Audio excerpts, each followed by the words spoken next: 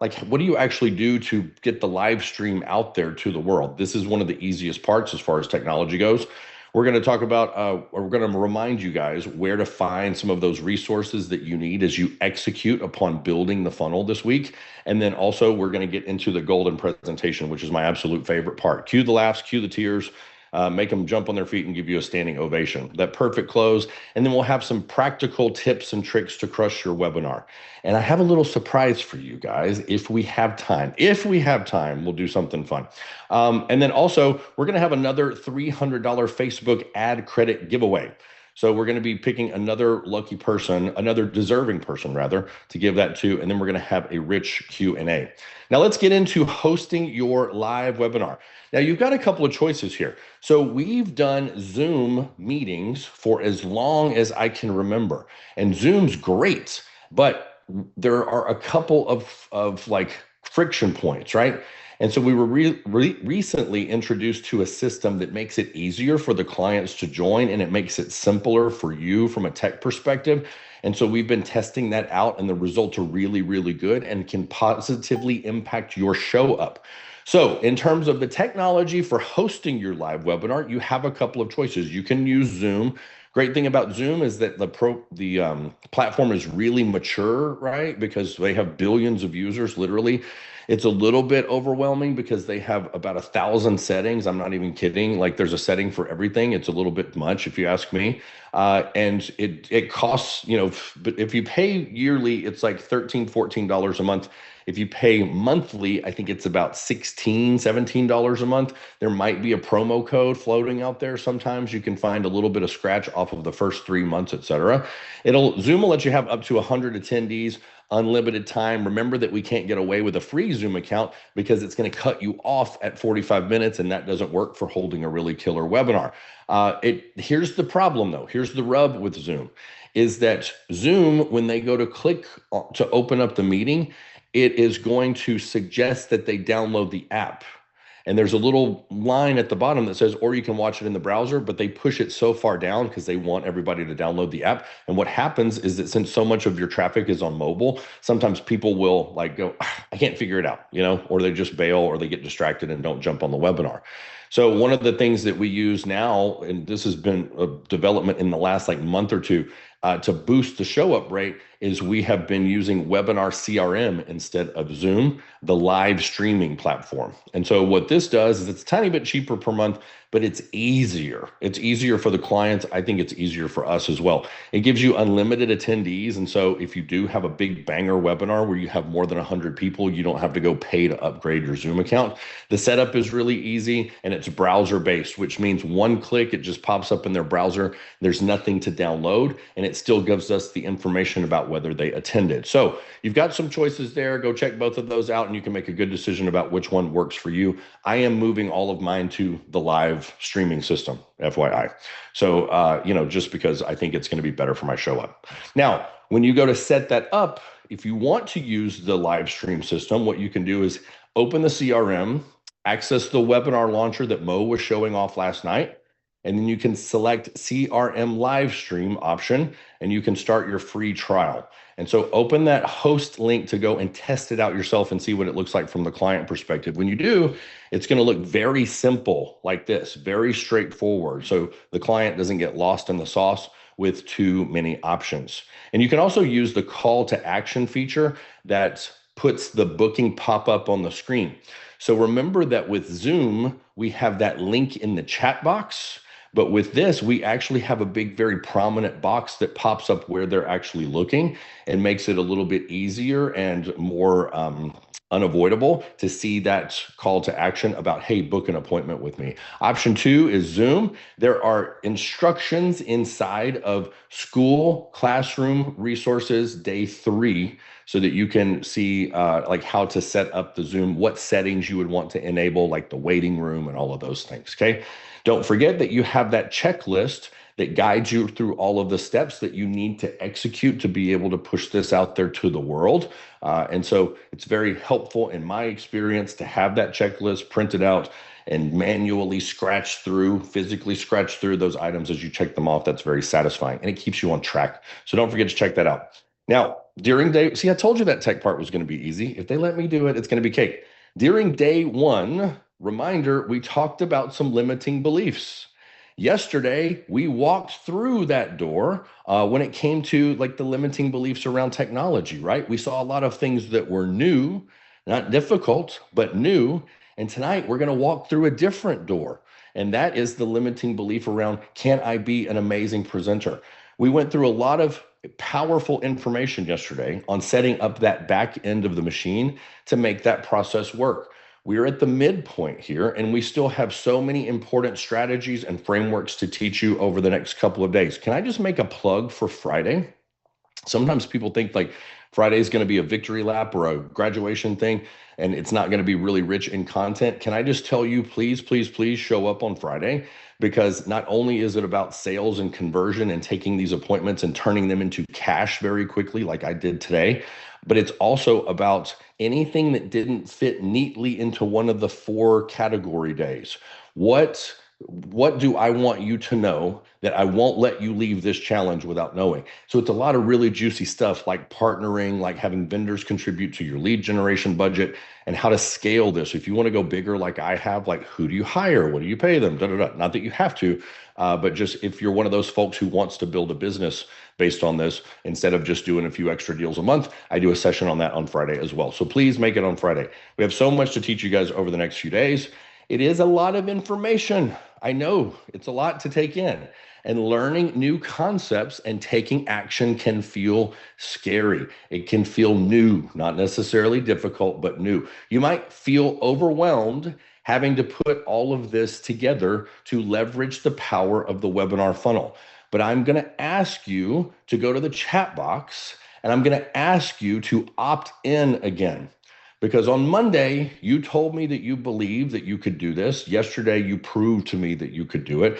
And we have more to learn and more challenging things. We still have to learn how to run ads. I'm going to ask you to go to the chat box and say, I choose belief, or yes, I can, because I know you guys have more demands on your time. I know the phone is ringing and people are texting you right now and it's hard to focus. But if you'll just stay focused and stay committed to this process, I promise you what's on the other side of it is so worth it, just like it's been for me. Okay. What you're going to choose. All right. Mick says, I choose belief. Heather says, yes, I can. Soledad says she's very excited. We're choosing belief in ourselves here, belief in yourself that even if you're still working through some of these concepts, is there more to learn? Yeah, of course there is. You know that you're going to make it to the other side successfully. Yeah. You won't be one of these folks who's going to get bogged down in like one little thing. Okay. I struggled with this. That does not mean that you're not supposed to do this. Yes. It means you're going to use your tools, your resources, and you're going to push past that thing so that you can come out on the other side. Even if you have to borrow that belief from me, do it, because I know that you can make this happen. The reason why I'm harping on this, the reason why I'm coaching you here is because I know it is so important, this belief thing, because your belief is going to determine what your results are. And it does this by this mechanism. Your belief affects the amount of potential that you can tap into. Was it Henry Ford that said, whether you think you can or whether you think you can't, you're right? So do you have the ability to tap into that potential? Because do you believe? Which then is going to influence how strong your actions are going to be. It's going to impact your efforts. And of course, the actions are what are actually going to determine your results. So now that we're in the right mindset, we're sitting straight up and we're listening, we're focused on our business and creating a home run together here. Let's get to it. Our little recap of yesterday. What did you learn? You learned all about the webinar CRM. You saw how powerful this marketing software is for lead management and lead conversion and all the cool things it can do to make you lots of money. You got to see the pipeline stages where these opportunities move themselves automatically through these different stages of the life cycle of a lead. Registered, attended, call booked, closed. Automations and workflows. Now, that might have sounded like technical jargon to you at minute 0 of the session last night, but if you paid attention, then Mo walked you through all that is a set of actions that are timed to trigger automatically. These are messages. These are actions based on behavior that the prospect takes or does not take. Now, when the lead registers, what happens? When they attend, what happens? What happens if they don't attend? We've got to have plans for all of that, and it has to all be automated so that you're not bogged down in all of this endless follow-up. Let your system handle it for you. It's all about systems. We showed you those reminder sequences, like what to say, how to say it in those SMS and emails. And then we showed you the funnel pages. So every page that's required for that funnel is in there. The landing page, the registered and confirmation page, the join now page, the replay page, the booking page, the all important booking page, because that one gets them on your calendar. And then we went through the domain and webinar launcher. We connected a domain to your CRM, and you can use one of those free subdomains from us. If you weren't here last night, we have a solution for you as far as what to put in that address bar. And we're going to do it on our dime so that you don't have to go figure out some kind of like complicated custom domain situation. And then you saw the webinar launcher, which gets easier and easier all the time. This is where you set your webinar dates and all of that important information that goes everywhere in your funnel. And you do it one time so that the system knows who the host is, who it's for, where it's going to be, what time it's going to be, and it can communicate very intelligently based on inputting that one time. Now, let's get into let's leave the science and let's go into the art. We are going to shake tech off for a little while, and we're going to go into presenting. So this is my very favorite part. This is the part that gets me excited. So I say the art, but actually there's a science to it, right? Because here's what we're going to describe. I'm going to show you the framework, the recipe, the set of dance steps that you're going to execute in about 60 minutes plus Q&A. Now, one note I want you guys to take here is that timing is very important. So when I say do this at this minute, that is more than just a suggestion. There are a couple of timing elements there that I'll point out as far as like when you should be doing this by what minute. And there are reasons, financial reasons that you would want to do that. If you don't do it by this time, you won't close as many people, you won't make as much money. Okay. I'll make sure to highlight those whenever we get there. So we're going to go over the structure of the webinar itself. And then I'm going to kind of color in what I do on webinar night. We're going to have a really rich Q&A. Let's go ahead and jump right in.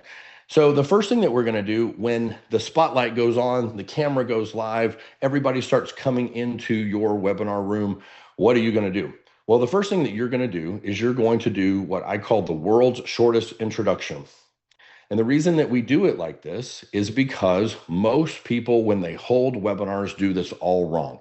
Have you been to a session before where the session opens and the speaker sort of feels obligated to talk about themselves for, I don't know, maybe 5 minutes, 7 minutes? In our instance, it would be talking about how many homes we've sold and, you know, why we like this and da-da-da-da. Like it's the first thing that comes out of our mouth is it's all about us, right? And it feels like the natural impulse. These people don't know who I am yet. Why should they listen to me? Shouldn't I tell them who I am and how awesome I am and build some credibility? That works on paper, but in reality, it doesn't work very well because remember, in those first few moments of the webinar, those first few minutes, we're still hooking them. People come on at minute 0 and they're a little skeptical. They don't know you from Adam yet. So they are renting time to you 30 seconds at a time, okay? So what they're doing is they are deciding, should I hang in there a little bit more? I don't know. And a lot of people, if you look at your statistics, a lot of people will bounce out in the first few minutes if you don't hook them. So this part's really important. So here's how we like to do it. We are going to avoid the temptation to talk about ourselves, and we're going to do the world's shortest introduction. I'll give you mine. Hey, everybody, welcome. My name is Bradley Pounds. Thanks for joining me. Tonight, we are going to be talking about the 5 big mistakes that first-time homebuyers make in Austin that cost them tens of thousands of dollars. You're not going to make those mistakes because we're going to show you where those potholes are so you don't step in them and break your ankle. But before we do that, I want to ask you guys, everybody go to the chat box. What are we at now? About 9 seconds? Probably 9 seconds. Everybody go to the chat box and tell me about, buying a home. And there's a lot of big feelings around buying a home. A lot of my first-time home buyers tell me that they feel, apprehensive, or they feel nervous or stressed out or a little bit overwhelmed.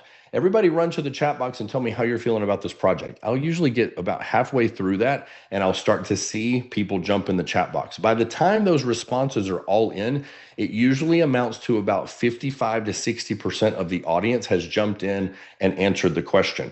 When you consider that maybe 10% of them are driving and listening in one AirPod, right? That's not a bad ratio. You got a lot of the room who's talking to you.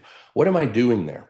Well, the first thing that I'm doing is I am transforming this from a sermon, which can get really boring to listen to a two-way conversation. And if you know anything about sales, you know that the thing that people want to talk about the most in the world is themselves, right?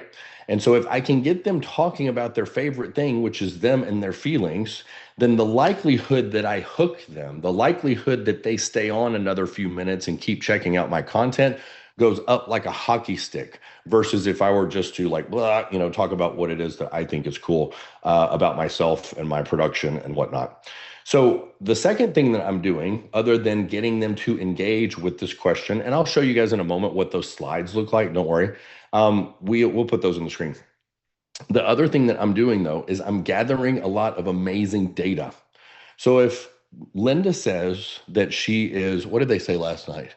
Nervous. Somebody said that they were overwhelmed. Sometimes they'll say that they're hopeless. Sometimes they'll tell a little story. They'll say, hey, we tried to do this 3 years ago and we kept getting shut out in multiple offers. So we're terrified to jump back in. And, here's my rule. When someone tells you about how they're feeling in the chat box, I want you to go in and acknowledge that. So please write that down. I'm going to give you some tips and tricks here about really connecting with your audience quickly. That's one of my bests. Don't ask a question that you're not going to acknowledge the answer to. It sort of makes you seem like a recording, right? And so instead, you're going to say, okay, Bob says that he's feeling really nervous. Bob, hey, I totally get that. That's the first time homebuyer experience. Don't feel bad about being nervous. It's natural. Angela says she's feeling hopeless. Angela, that's why you're here tonight. I want to show you how you can make this happen. And the worst case scenario, Angela, is that maybe we don't buy a house this weekend, but we create a plan to get you there in a certain time frame. Would that be helpful? Sally says that she's feeling very overwhelmed. Bob's feeling overwhelmed as well. Guys, I want to take that overwhelm and move it out of the room. I want you guys to get the best night of sleep that you've had about this stuff in a very long time, okay? Because we're going to give you those tools and we're going to give you that plan. So acknowledge them. People love to hear their own names. And also, it's more fun. If they feel like they're part of the conversation, they'll stick around. And so your retention, write that down. Your retention, that's your actual statistic, will go up if you will do this. And you just spend a couple of minutes. And remember, we're not talking about huge audiences in the beginning. You'll start a little bit smaller and then grow your audiences, grow your lead budget as that money starts coming back in, those commissions start coming back in the house. And so it's kind of fun. It feels like you're sitting in a room with 20 or 30 or 40 or 50 friends. Okay. All right. So we do our question to engage. Now I have their attention. So I can begin my teaching. Here's what my teaching looks like. I am going to recommend that you limit this to 45 minutes. 45 minutes and 5 value points. So let me tell you what this looks like. Why do I limit it to 45 minutes? Why is that the sweet spot? It's because if I go longer than that, I run the risk of watching their eyes glaze over. So what I want to give them is I want to give them a lot of really substantial content where they feel like, man, I got what I came for and then some, but I don't want it to overwhelm them so that their body wants to leave the webinar because they're tired, right? So what we have to find is that sweet spot. 45 minutes and 5 value points tends to be that sweet spot for me. Now, value points can be different based on what type of webinar you're giving and what sort of tone you want to strike. So you could talk about 5 hacks to get a great deal. You could talk about 5 ways to do X, Y, and Z. I like to talk about 5 mistakes because of the difference between the fear of loss, as we demonstrated on Monday, and the opportunity for gain. I think most people, if you know your DISC assessment, that thing that they put us through when you were a baby realtor or baby LO, your DISC assessment, probably about 45% of the population leads with an S. And so we're very risk averse. Our most, important concern is not losing. versus winning. We prize not losing over winning. And so what we want to do is we want to lean into that, right? And so, I'm going to frame my value points as mistakes. The next thing that I'm going to do is I'm going to make sure to open with a banger. What that means is value point number one better be amazing. Number one, because I'm still like hooking them. But number two, I want to set the tone for the rest of my value points. I want it to be so cool and so like aha amazing that if I need them to eat their vegetables in value points two, three, and four, because those things are a little bit more cerebral, then they're kind of riding high from value point one and they'll stick with me because that felt really good. They want more of that. They'll stick with me while I make them eat their vegetables about getting pre-qualified or whatever the thing is. Yeah. And then value point five, I always like to make value point five sort of serve as a value point, but also as a pre-close. So I want it to set me up for a really easy close. I'll demonstrate that here in just a moment. Now, when we get done with our teaching, what we have to do is we have to kind of create a little pivot point. And that pivot point is going from teaching to closing. So what we have is a little transition phase between those two things. So we had a couple of minutes of introduction. We had 45 minutes of value points. And then what we have now is a short transitional phase. And the objective would be to get into the actual close in between minute 50 and 55. Please write this down. Do not start. No, let me make this more slow, loud, and clear. The moment of closing is when you put the call to action on the screen or in the chat box. So if I say, go click the link that's in the chat, or now that we have the webinar live stream software, click the box on the screen. If I say that, that is the moment of closing. We call it the link drop. So that is the actual moment where you gave the call to action. That cannot happen any later than minute 55, in my opinion. Why? Because it doesn't matter if you put a 90-minute appointment on their schedule. A lot of people are going to leave at minute 60. So if you don't close until minute 65, now lots of people who loved your webinar never saw your offer. All they saw was your teaching. So you have to be really careful that you are really conscious of the fact that you only have so much runway. You have to be closing by minute 55. That means the call to action. So right before that close, and I'm going to give you the words to do that. Right before that, we have to do our transition phase. The transition phase has a couple of parts. The first thing is you want to do that 60-second recap. And so we're going to put a slide on the screen that has the 5 value points very quickly summarized. Why do I want to do that? Because otherwise, if I don't, you got to remember that these people watching your webinar, the phone rang, mom called, toddler needed to jump in the tub, like life was happening. And so you see a lot of panic. If you hold a really good webinar, you see panic in the chat box. What did he say? Number 3 was, I got lost on number 4, right? Because people got interrupted. Well, I need to get all of that stress out of the room so that they can refocus on what I'm asking them to do next, which is to go book themselves onto my calendar. So I'm going to put a very simple slide up on the screen. I'm going to recap what my value points were. And then I'm also going to take this opportunity to ask them how they're feeling now. So remember that question to engage at the very beginning. I'm going to say, hey guys, we just did all of that. You just learned all of that in 51 minutes. Like, how do you feel now? Does anybody feel, and I'll put that slide up on the screen sometimes. I'll say, hey, does anybody feel less overwhelmed? Does anybody feel more empowered? Does anybody feel like maybe a tiny bit like more confident in this process? And air it out.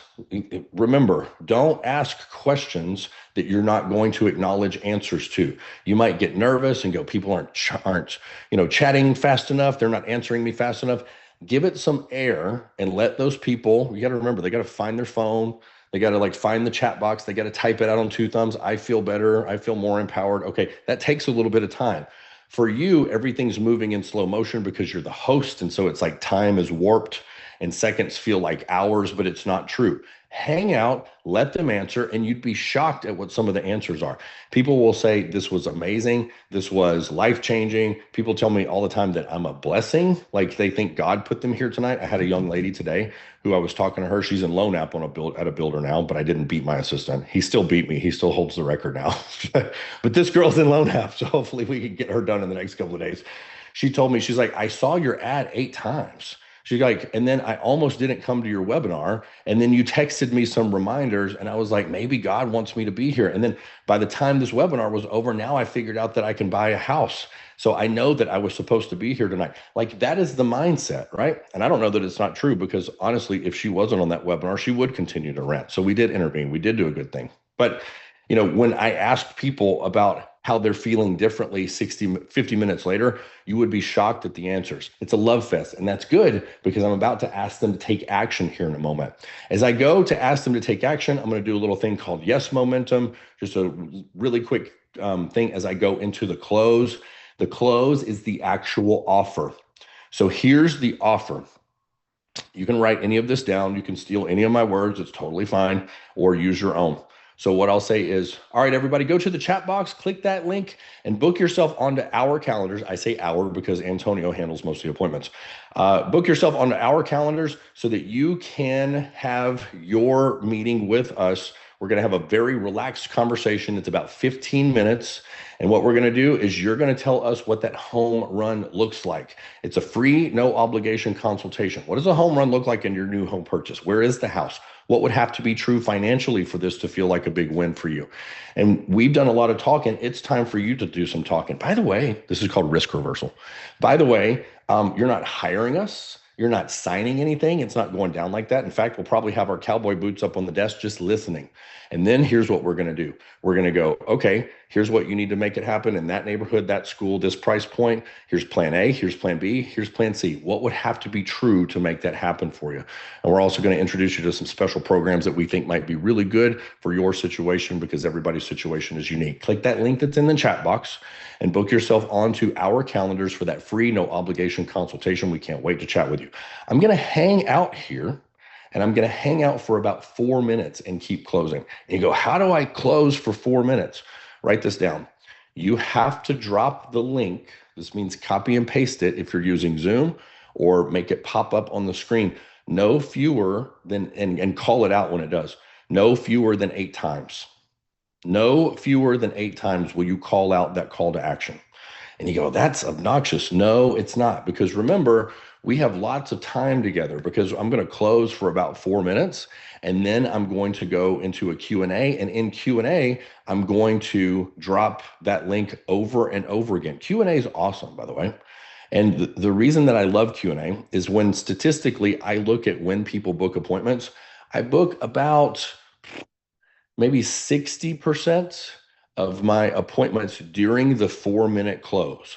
So they come in, because you can get an email when somebody books an appointment, so it has a timestamp on it. So I can compare that to the recording, and I can go, when did somebody actually book? And about 60% of my appointments will come in during that 4-minute close. Bam, bam, bam, bam, bam, bam, bam, right? They're chomping at the bit.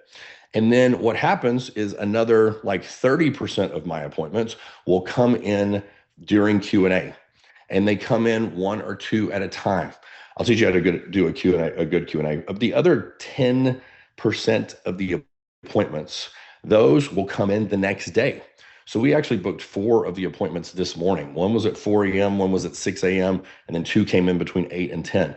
And it's because we had sent text messages. I didn't send anything. Webinar CRM had sent some follow-up messages that said, hey, wow, that was an awesome webinar. Don't forget to book your appointment so that you can have your 15-minute call. By the way, you can program your calendar booking software to do this.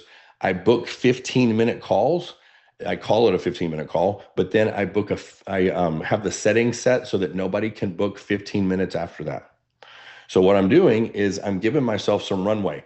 I don't want to be stuck on a 30-minute call if it turns out this person doesn't have the ability to purchase a home. I want to give them a hug and get them off the phone and get them to, the next step, but I can't spend half an hour with that person because it would kill my business, right? And so I want to set the expectation that it's a short call. But if it's a really good one, then I have 15 minutes where nobody can book anything after my 15-minute appointment. So I can turn it very easily into a 30-minute appointment. And they never, count on it being just 15 minutes. They'll go as long as you can, right? Because they love this. Cool thing about these appointments is they pick up on the first ring, and the show up rate is incredibly high. I ask you guys to write something down on Monday and underline it 3 times. I don't know if you did, but if you haven't, go write it down now. They already think you're awesome. That is the hardest thing to learn. Selling them, like LP mamaing them, scripting them is the hardest thing to unlearn. They already think you're awesome. We're going to get to that on Friday when we talk about how to hold that consultation. Like your webinar, your class did the heavy lifting of convincing them that you should be their realtor or their LO. They just want to know what to do next now.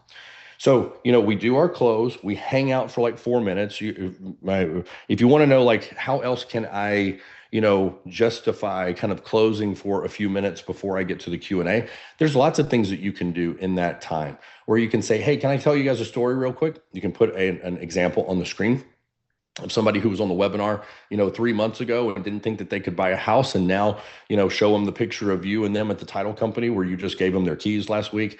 And, like, hey, that person was just like you. And you know what they did? They clicked the link that was in the chat box and they booked themselves onto my calendar. Yeah.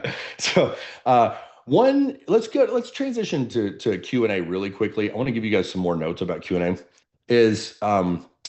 Use Q&A like this. Write this down. This is a law. There's a stone tablet that has some things etched in it. The first one is that you have to be link dropping by minute 55. The second one is about Q&A. And here's the law. The answer to every question is the appointment. The answer to every question is the appointment. So let's say Bob and Sally, it's a married couple, they're here together tonight. That happens a lot. And they'll say, hey, Bob makes all the money, but he forgets to pay the bills, and so he has bad credit. He's got like a 590. Mary doesn't make any money. She stays home with the kids, but she's got an 820 because she does everything perfectly. So what do we do? Well, I haven't pulled the loan app on that person, and so I can't tell them, exactly what we're going to do, but I can give them some information about what we've done in the past and what we might try. I want to give them as a substantial of an answer as we can without like tipping into something that's not true. And then I'm going to qualify it with, hey, and Bob and Mary, I don't know if you guys have already booked your appointment yet, but if you haven't, go do that right now, because this is exactly the kind of thing that we push through on your consultation. Okay. So go book your appointment right now. I want to make sure to talk to you guys because I have some more ideas for you. And anybody else in the audience tonight who might have a question about credit, you're a little iffy about some kind of a situation and you want some good, dependable, non-judgmental, and creative advice about problem solving that, make sure that you guys go click that link that's in the chat box to book yourself onto our calendar. We only have a few appointments because we are a small team and those appointments go really quickly. So see, it's not hard to get that call to action out there at least 8 times. In fact, I'm probably a 15 to 20 guy, okay, by the time the damn thing's over with. Okay. So Q&A, make sure that you use every opportunity to turn that question into a sell for the appointment. And no, you don't have to be obvious or obnoxious about it. One last thing about Q&A is I figured out that your webinar is where they learn to trust you, where they learn to respect you. Q&A is where they fall in love with you. Okay. So the session's over. The people who were really serious are going to hang out.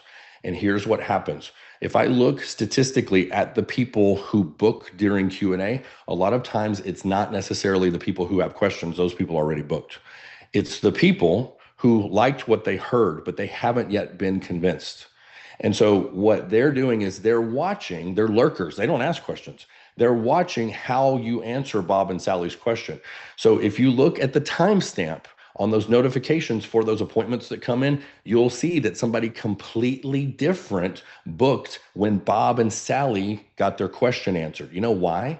Because they saw how you dealt with Bob and Sally with dignity. You didn't judge them about the 590. You were creative. You had some things that they hadn't thought of before. And they go, I like the way that feels. I want that for me. And then bam, you got another appointment. Q&A is gold. Do not skip it. Don't get nervous and rush through it.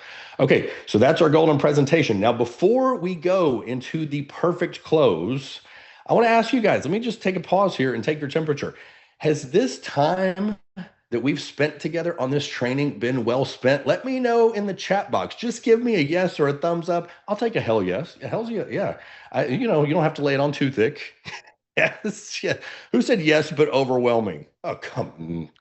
Yes, and that's great. I'll take that. Now, do you feel confident in your ability to close lots of webinars or close lots of deals from these webinars? Can you see yourself making those extra commissions? You hold the webinar, here they come, here comes the deal. Like, you get it?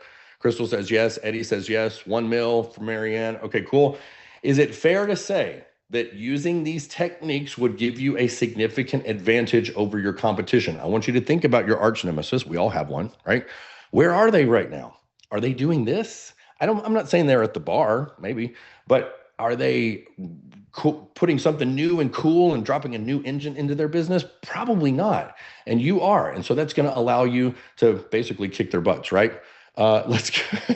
I loved it. Let's go. I love these answers. It's amazing. Now, even if you only use a fraction of what we have learned, what we've covered, don't you feel like you've taken a big, gigantic leap forward as a marketer? Because you're a digital marketer now, right? How many of you feel more confident in your understanding of sales funnels and digital marketing? And you go like, hey, it's not that challenging. Chantal says absolutely. Crystal says me. Daryl says yes. Let's go. Okay. Now, I don't know what you knew about webinars coming into this challenge, but I think it's probably safe to say that what we've covered has been new and valuable to you. So here's my big question. Do you want to spend more time with me where my team and I are personally invested in your success? Who has caught on to what I'm doing? Who figured me out? Who figured me out? Okay. People are like, yeah, I knew what you were doing. Yeah. Okay. So what I'm doing, I love it. Wasn't that fun? Wasn't that fun? Okay. What you just witnessed is called yes momentum. So what this is this is part of your pre-close. I love doing that every time because I love to watch your faces on the camera, and like it'll be a couple of you going like, oh, I get it. So what you just witnessed is yes momentum. So this is the transition of your webinar to the perfect close. And so what we did is we basically, we sort of created a little bridge between our content and our ask. And using those little yeses, we got them to remember all of those cool little moments. Was that some cynical sales technique? I don't think it is, because aren't those ahas, the ahas that you and I just went through, aren't those real ahas that you've had this week? And so if those are real ahas, I'm just reminding you like, hey, wasn't that awesome? You're going to do that as well, because you can remind the clients of what kind of ahas they've had in the little hour that you spent together. And what you're doing is you're building a little mountain of yeses that we can build the big ask upon. Yes. So we stand on top of that mountain of little yeses that they've already given us. And then we ask the question, do you want to go steady? Do you want to book that appointment with me? And if you get all of those little yeses, your likelihood statistically of getting the big yes goes way, way up. So the perfect close. After that hour-long educational part of the webinar, we're going to transition to our pitch with the perfect close formula. Here's what it looks like. We have that 60-second recap. Very quickly, get that stress out of the room of I feel like I missed something. No, you didn't. Here they are. There's the 5 value points. Now let's move on. No more than a minute on that. And then we're going to use that yes momentum. I'd say 4 to 6 questions to get them to say yes. That's kind of a style point, 4 or 6, but at least 4. And then you do your offer and your pitch. Now the transition phase looks like this, the 60-second recap, because they forgot. What's true about this session is you're going to have them up on their feet, excited about what they've learned. What's also true is they're not going to remember about half of it. Yeah. And so not only do they miss things, you go pretty fast and they don't even understand their notes whenever it's over. And so it's a little bit of a blur. We need that out of the room. Here's what that slide can look like. It doesn't need to be cool. I'm going to give you guys a law of marketing that I learned that I think will make and save you a lot of money. And that is that clear beats clever every time. Write that down. Clear beats clever every time. I don't need it to be fancy. Sometimes the homeliest little simple black and white slides are the most effective. Okay. So there's your little recap. We're going to move on. We do our yes momentum. We're going to ask that audience for a few yes questions to engage and get them to be more likely to say yes when we reveal the big offer. Here's what your yes momentum slides can look like. Take you a little screenshot of that. It's fine. Okay. I want you guys to see. Again, it doesn't need to be slick. Not every slide needs a damn video, right? It's just about very clearly communicating one single idea and reminding them of what did it feel like in the 60 minutes? What did you feel like on the front end? What do you feel like now? Wasn't that awesome? Do you want more of this? Do you want this learning to continue? And that's where you drop your actual offer. Somebody go to the chat box and tell me, when does this call to action have to be in or timed in your webinar? Prior to when? Thank you. We're listening. Fantastic. Fantastic. Somebody's going to mess with me and say minute 60. Yeah. Now, here's what this looks like in terms of like actually pitching the offer. You're going to tell them that you're offering free consultations for a limited time. And I can go through that again during Q&A if you guys want to. We can role play that a little bit. I might be able to demo it here in just a moment if we have time. You're going to tell them to schedule their call by clicking the link that's in the chat. Here's the expectation that I would set with you.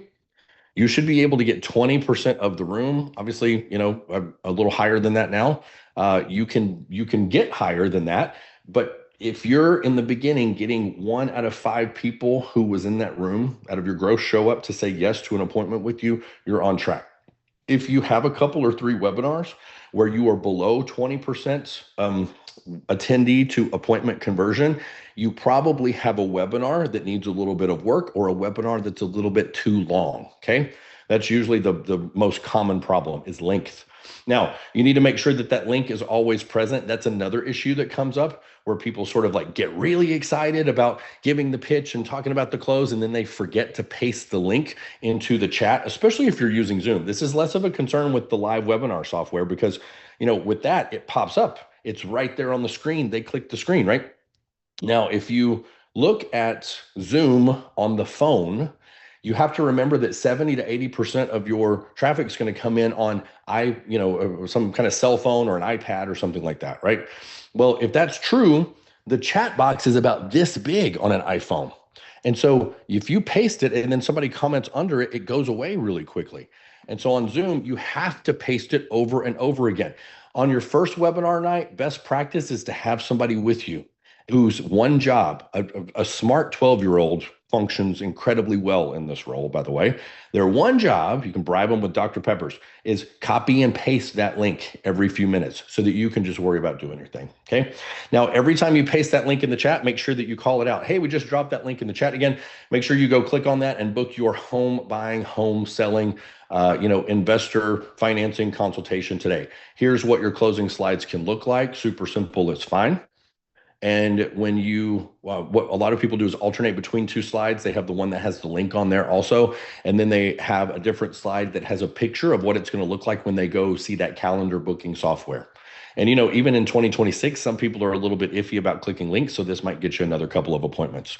So let's do a little bit of recap. We're going to do our introduction, the world's shortest introduction, because they don't know you yet and they don't care until they know that you do. Now, we're going to give that question to engage. That's going to turn you into a real person because now you're interested in them. And that statistically tells us that, or research tells us that makes them think that you are more awesome. The fact that you asked the question, called them out by name, it's a great way to get people to stick and stay for the whole webinar. You're going to have 45-ish minutes of teaching. I prefer 5 value points. Make the first value point a what? Somebody tell me in the chat box. It does make them feel special.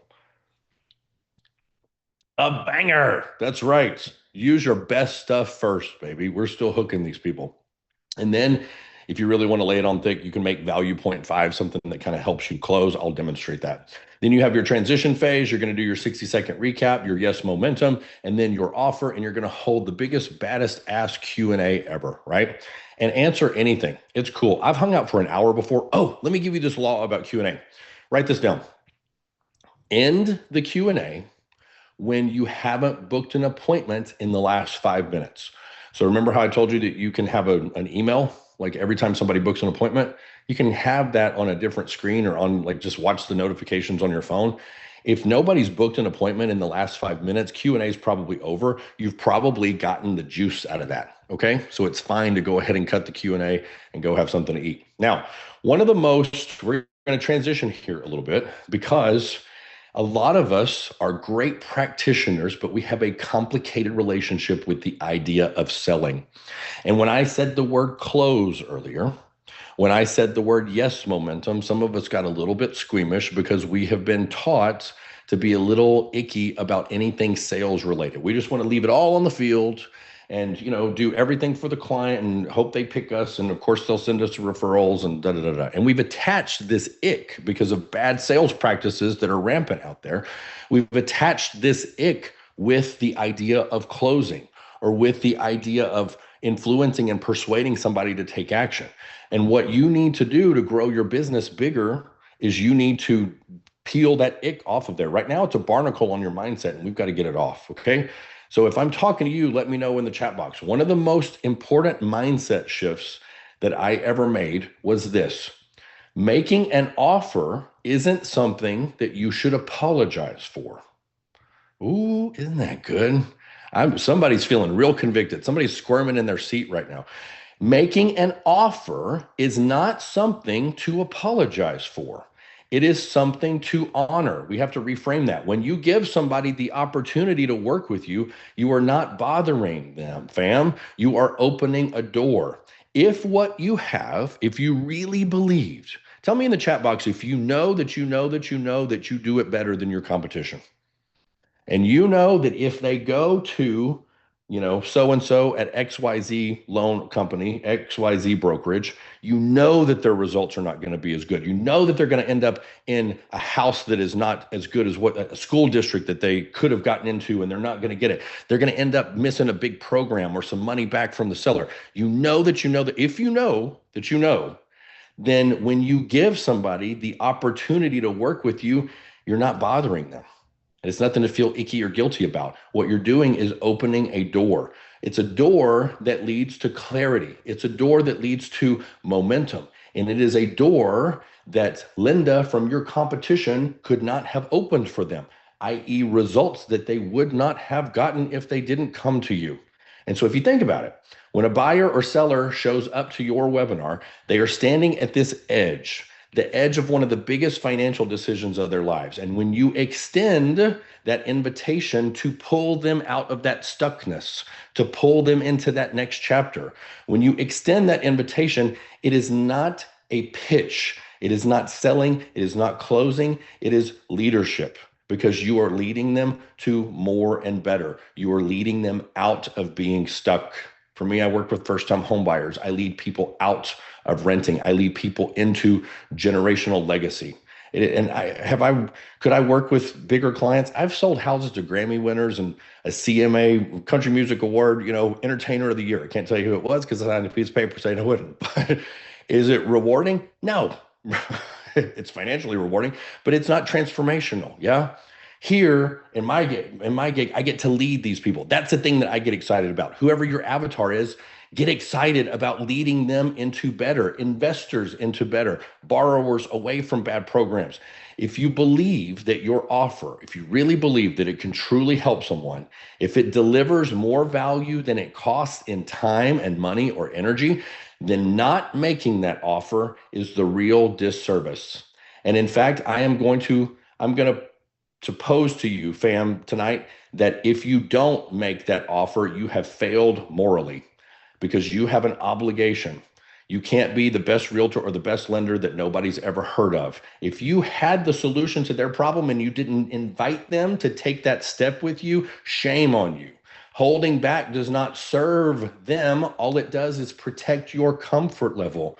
It lets you stay in your little box. It does nothing for their growth.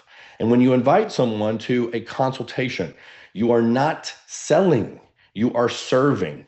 You are offering them that clarity. You're offering them a safe space to ask the real questions safely and get the real answers without judgment. You're offering them a place to get a roadmap to move forward and out of their stuckness.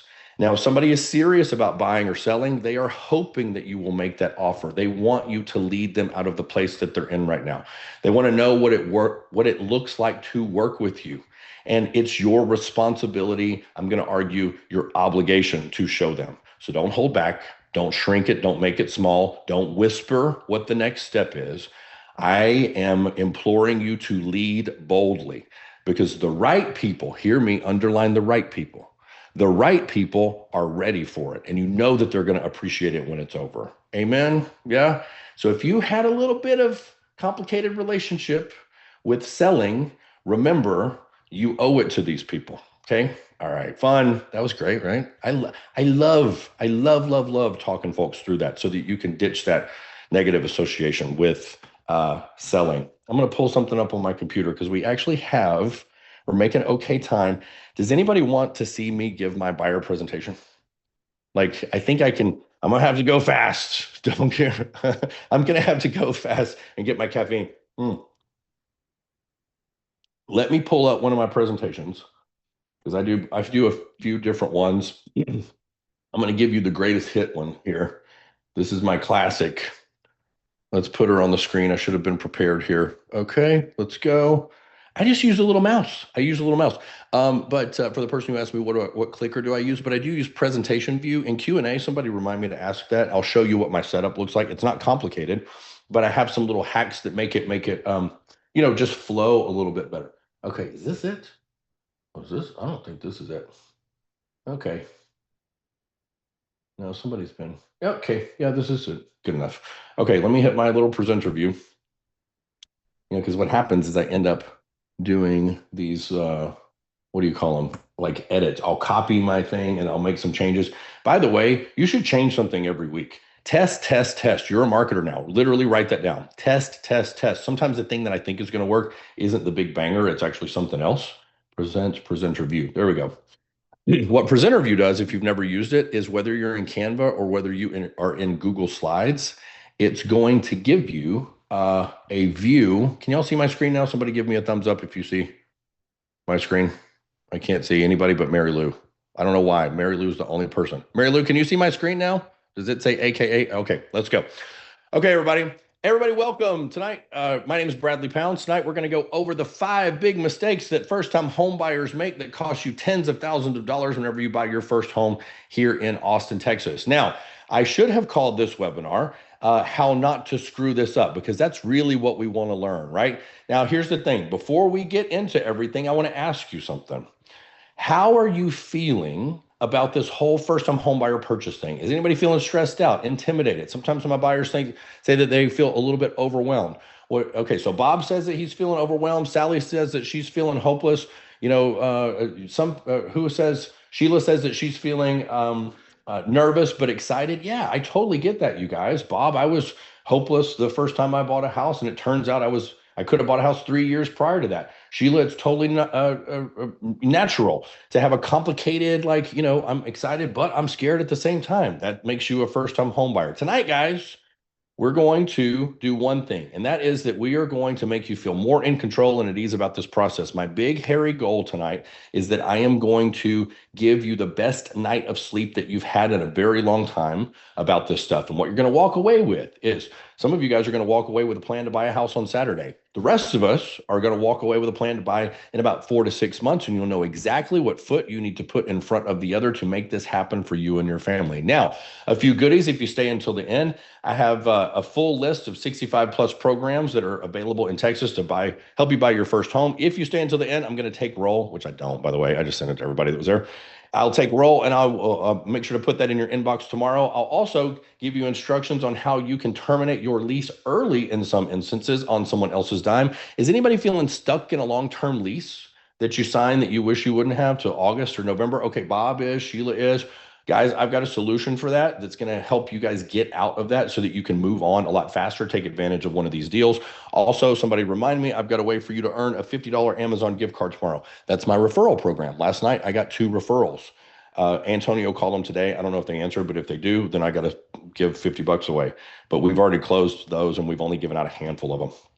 Oh, also, I wrote a book. You can either go buy it on Amazon tonight for $29.99 about how to buy your first home in Texas, but don't do that. Instead, if you stay until the end, I'm going to put this in your inbox, a digital copy tomorrow at noon. So stick around and I'll make sure to give you that 118-page book before we're gone. Now, who am I and why should you listen to me? My name is Bradley Pounds. Here's what I own. Here's what I do. Here's what I'm about. That's Jake and Ruthie, my big why. Jake and Ruthie and Kelby Joe. They may come knock. Oh, can I tell you guys something?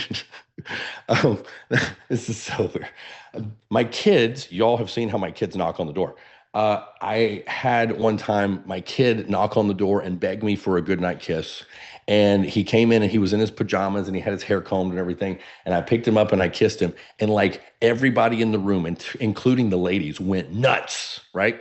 And so I put him down, and then my conversion that night was crazy. So I started having my kids. We don't normally dress up in pajamas and comb our hair. Come on, it's like 100 degrees here. So I had my kids come in at 8:20 every night, right as I'm like in Q&A, and I'd get like 3 or 4 more extra appointments. The other day when she knocked, that was totally spontaneous. That was not planned. Here's what I've done. Here's what my big give is, blah, blah, blah. Here's what I'm about. I love home buyers and they love me. You can go read those, or first time home buyers, they love me. You can go read those reviews online. Here's what I've learned in 23 years of helping first time home buyers get what they want. Most buyers screw this up, not every now and then, not occasionally, but literally 90+% of first time home buyers are going to land in the wrong house and or the wrong deal, or at bare minimum, leave money on the table. Go to the chat box right now and tell me how the wiggly tooth is fine. Go to the chat box and tell me if you how do you feel about leaving money on the table? Who wants to leave money on the table here? Boo, no. Lots of people respond. All right, let's go ahead and jump in. What are the big mistakes that first-time homebuyers make? Mistake number one, this is my banger. Okay, you'll see why it's my banger here in a minute. I call this shock and awe. You'll see what I do. So mistake number one is first-time homebuyers don't take advantage of first-time homebuyer programs. What's a first-time homebuyer program? Well, it can be specific to the location of the home. If I want to buy a house on this side of the street, it qualifies for the program. If I go to the other side of the street, it might not qualify for the program because of some arbitrary government map. Some programs are dependent upon your income. Some of them require you to hang on the home for a few years. Some of them have lower sub-market interest rates that make your monthly payment lower. Some of them have no down payment at all. That's 100% financing. How many of you would find that helpful? 100% financing. Yep, there we go. And then some are down payment grants. Some are based on what kind of job you do. Some literally exist because of banks' bad behaviors in the 1960s. This is shock and awe. So it's like bam, bam, bam, bam, bam. And the impression that I'm giving, and this is true, most realtors don't even try to learn this stuff. But if you learn all about all of these programs where you are, like you'll find like all of these crazy things that nobody knows about. And you can create home runs. And it creates a sense of abundance and a sense of, hey, I could do that. Hey, maybe there's a program there for me. And I think that's one of the reasons I close so well. There's an example of how it works. Mistake number two, I have this like analogy about how I made a cake and I did it in the wrong way. And here's what I got. And it's all because I did the right things, but in the wrong order. And here's how first-time homebuyers do the right things in the wrong order. Anybody ever stalk Zillow? Who are my stage 4 Zillow stalkers in the room? And I'll wait. I'm like, okay. All right, Lakeisha says she is. All right, Lakeisha, it's you and me, babe. You're the one honest person here. And then I'll have like 10 people go, yeah, I'm on Zillow all the time. So we're having fun, right? And then I'll tell them about, all the other things that they do and kind of how it ends up making them in the wrong house because they finally get tired, walk in, and somebody gets them to sign a contract. Mistake number three, write this down. I made this my mistake number three when I started taking money from builders, okay? So mistake number three is that they choose the wrong builder, okay? I've gotten $10,000 a month before from builders. So FYI, we'll talk about that on Friday so that you can, and builders are easy because they're not settlement service providers. I know, right? So beware of substandard builders. Here's what they do to make the house basically fall down. Would it be helpful to meet a builder who does the following? Yep. Mistake number four, they get intimidated by the numbers. How many of you guys have heard these terms out there that seem like they're meant to confuse you, like escrow and closing costs and title insurance? What are the words that you've heard? And they'll go in there and they'll say inspection and appraisal and escrow and earnest money. And I'm like, here's what we're going to do. We're going to take the next 7 minutes and we're going to give you answers to every one of those questions. I walk them through what closing costs are. This is a little bit of shock and awe. Let me tell you, this presentation should be treated like a piece of really good music. There should be peaks and there should be valleys. You should take them up and you should take them down. By the way, if you want my number one hack for holding a banger presentation, get your ass out of the chair. If you're able physically, you stand up, because see what I can do whenever I stand up? I can move around. Do you hear how my voice goes up whenever I'm moving around? If I were to put my butt in the chair, what will happen is that as a male with a baritone voice, I'm going to sound like this by about minute 10. And it's going to be no fun for anybody. If you will just stand up, what you will find is that your results are better. Okay? It's way more fun to watch. I take them through this thing where, like, closing costs. Oh, bad news, they're super expensive. Great news, you're a smart buyer who waited until 2026 to purchase their home. And guess what sellers in 2026 want to do? Because you've timed this perfectly, they want to pay all your closing costs for you. Would it be helpful if I could get those guys to pay the closing costs for you? How many guys of y'all would think that's helpful? And I wait for the hands to go up in the room. Okay. How many of you, now this is kind of a banger too. This is a cool moment. How many of you knew that the more expensive home can have the cheaper monthly payment? I live in Texas. That is absolutely true because we have wackadoodle taxes and insurance, and I walk them through that. This is one of the tactics that I use to get you into that neighborhood that you thought you couldn't afford, by the way. Okay, let's talk a little bit about credits. We'll talk about the boogeyman. I got really bold. In fact, my conversion was really good last night, and I ended up with some really good appointments.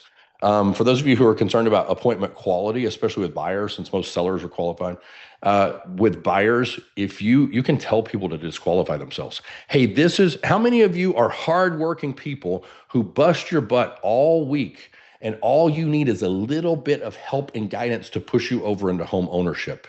Like, I'm basically asking people who don't bust their butt all week to disqualify themselves. And I'll say things like, hey, listen, if you have more control of your credit than what you think you do, but if you haven't paid your car payment in 2 months, like, I don't have a magic wand for that. So I'm trying to get people who don't have jobs or who don't have the ability to do, or, to qualify for a loan. Obviously, not marginal cases, but obviously I want them to disqualify themselves. I don't want them to book appointments. My appointments were really solid today. The meaner I am, the more dad like energy I am, the better my conversion is, and the more respect that I get, the better the quality of the appointments too. It's the craziest thing. Don't be overly nice. Be like, hey, listen. So I started putting this in there. I said, hey, listen, if you're unwilling to have a good local mortgage lender pull your credit, you are not a serious buyer. That's my tough love right now. What the grown folks in the room are going to do is we're going to pull up our big boy pants and our big girl pants, and we're going to walk through that door, and we're going to get our credit checked. And what we're going to do is we're going to have somebody who knows what's up look at this. And it's going to suck for about 5 seconds. And then it's going to put you in control. And now you have a plan. How many of you are willing to do what the grown folks are going to do? Tell me in the chat box if you're willing to do this. And then everybody wants to fancy themselves a grown folk. And so they say, yes, yes, yes, yes, yes. And now I've just taken control of that. Okay. So, and now I get a lot of loan apps. Okay. More than I used to whenever I didn't. 5 steps involved in buying a home. Who wants to know this? We'll tell this story in terms of how many people are going to be asking you for how many dollars and when. Blah, blah, blah, blah, blah, blah, blah. Step 5, it's yours. Now, mistake number 5.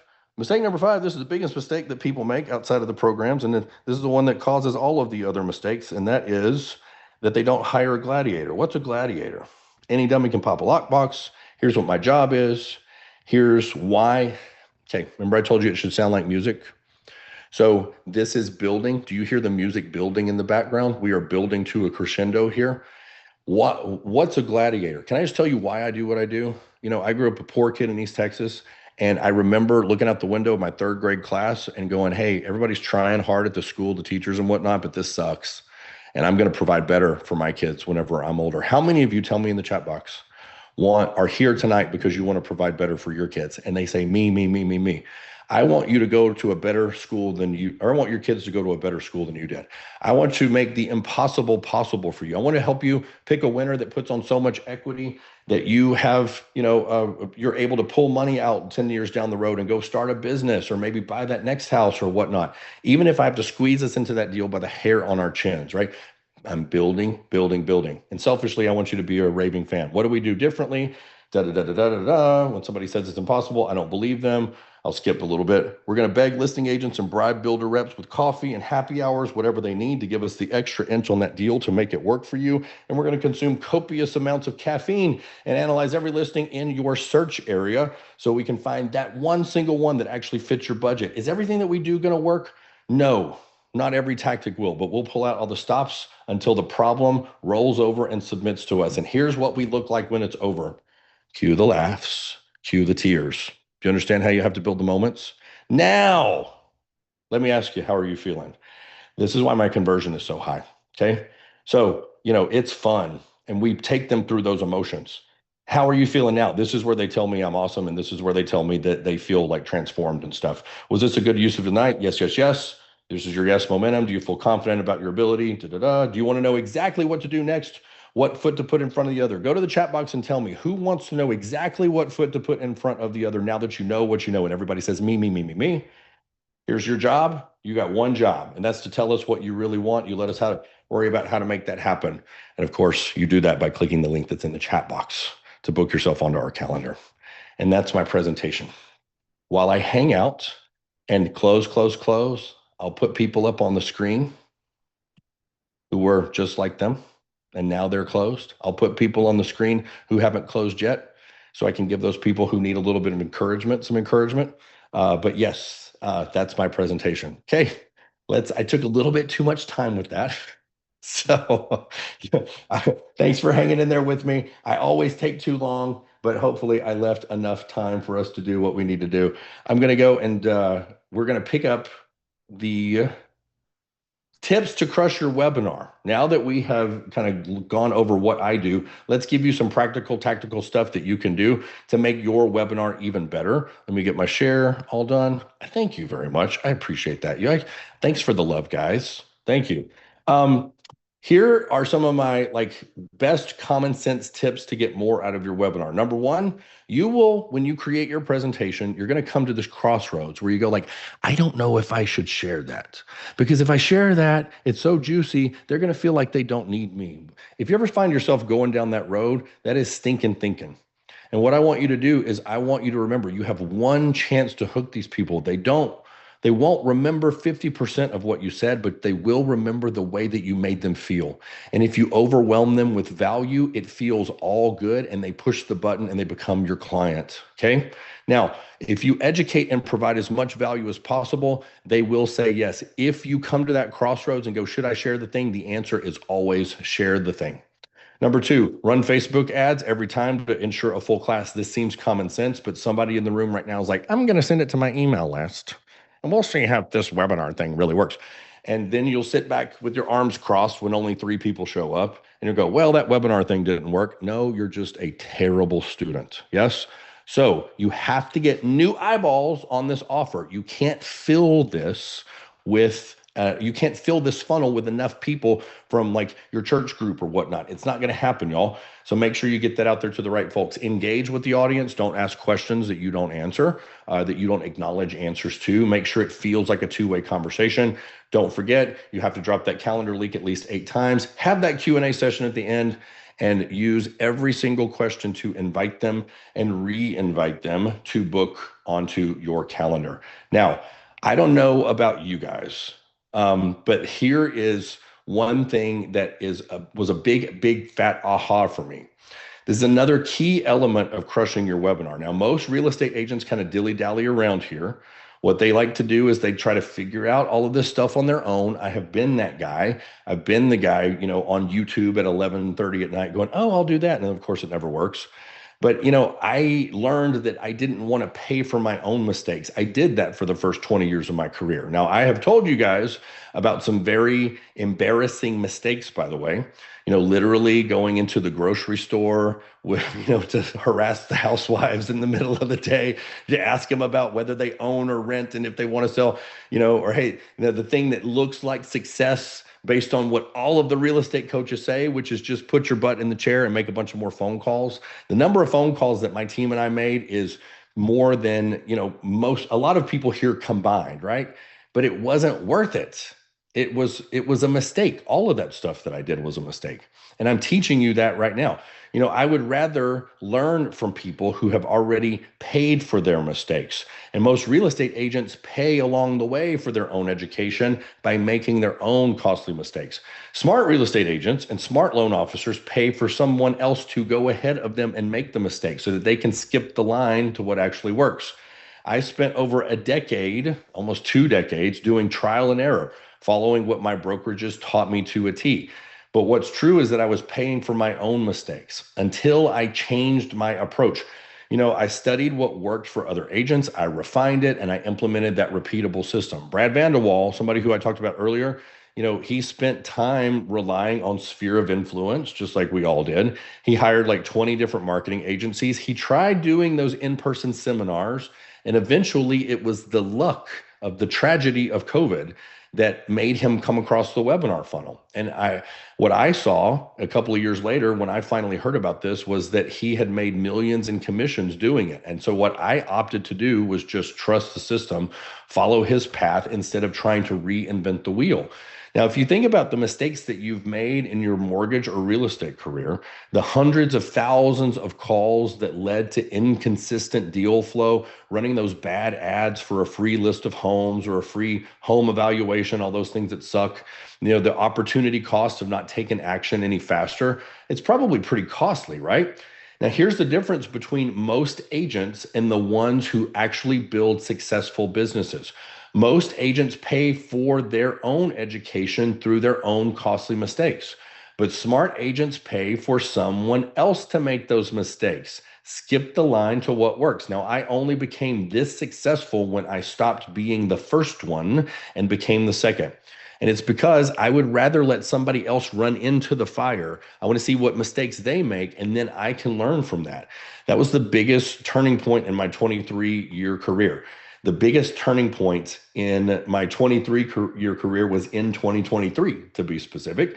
And it's when I stopped trying to figure out the lead generation game all by myself. I simply started modeling what was working for others.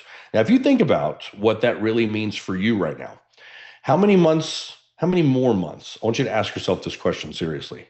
How much more time, more months, more years are you willing to test strategies that don't work? How many more sleepless nights worrying about cash flow or where your next deal is going to come from are you willing to accept? How much more money are you willing to watch disappear into these experiments that don't really go anywhere? Now, I've watched brilliant agents with amazing potential waste years and years of their lives, tens of thousands, maybe even hundreds of thousands of dollars trying to reinvent the wheel.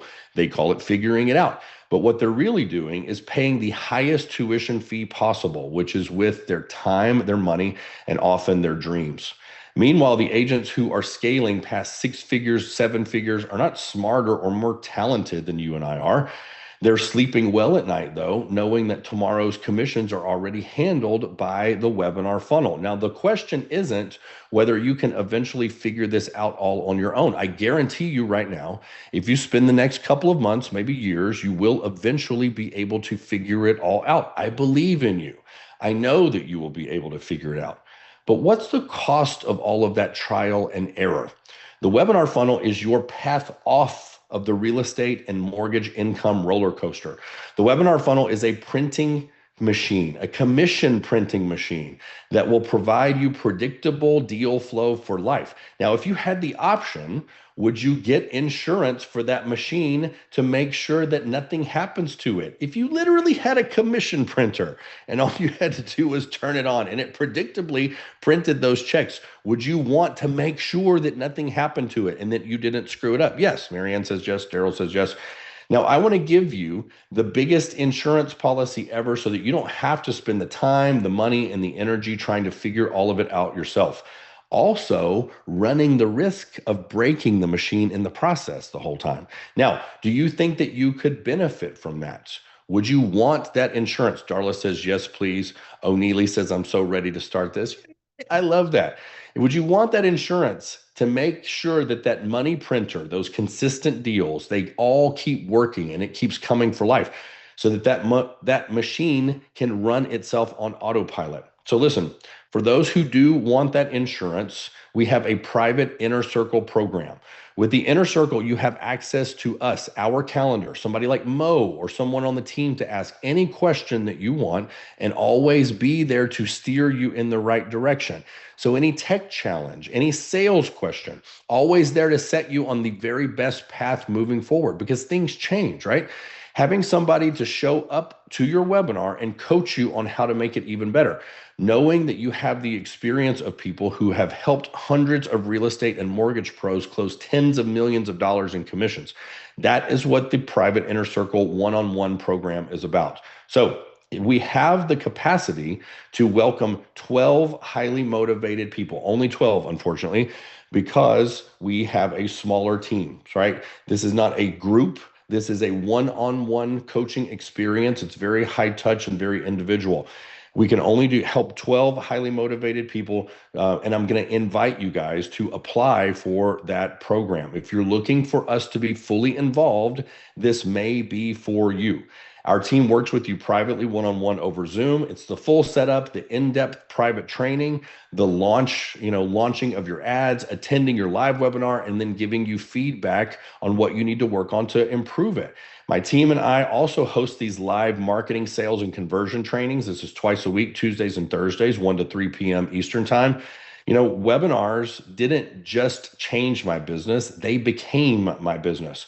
Webinars became everything for me. It allowed me to leave the business that I wasn't really thriving in anymore and create something that was totally mine. Every lead, every deal, every referral, it all is coming and has come from webinars. I built the whole thing on top of it. This is the exact one-on-one program that I joined to master buyer and seller webinars. This is the program that I went through that turned me from somebody who thinks he can't do a webinar to somebody who's, pretty good at this and actually building a business on it now. Today, you have the same opportunity to apply to join. So if you're highly motivated and you want us invested in your success with real estate and mortgage webinars, click the link in the chat to apply. This is the program that I went through. And, I'll have to tell you guys a story at some point about what my first webinar night experience was. But I almost didn't do it because I was so nervous.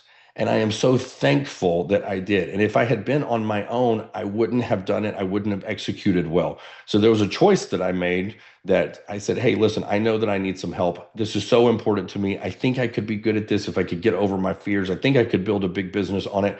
And there was a choice that I made to ensure those results. And that choice that I made was to join the private one-on-one Inner Circle program. It's the same program that I went through. In fact, it keeps getting better and better.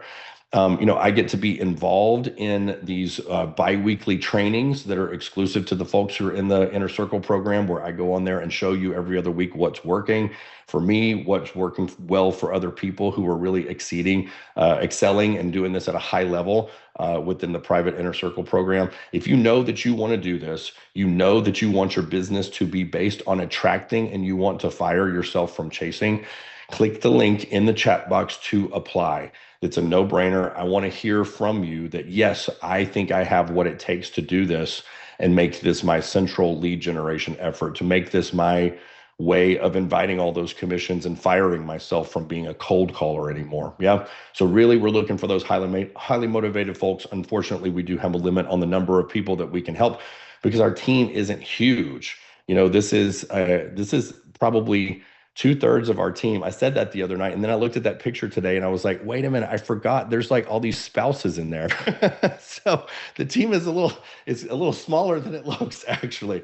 So that's why we have to limit the number of people. But if you think that you have what it takes and you want to do this and make sure that you do it right and then it gets out there to the world and your client base, your new client base that doesn't know you yet, gets to hear your message, and you get to do a lot of easy deals with a lot of people who actually appreciate you, make sure you click the link so that you can go through that program, apply to go through that program that I went through. Okay, now I appreciate, by the way, everybody who's on that screen, because if you see somebody on that screen, they have contributed to my success in my business, even the spouses of those people, I would argue, because that team works like crazy. The number of hours that they put in, a lot of those people worked on your challenge. They put this together for you.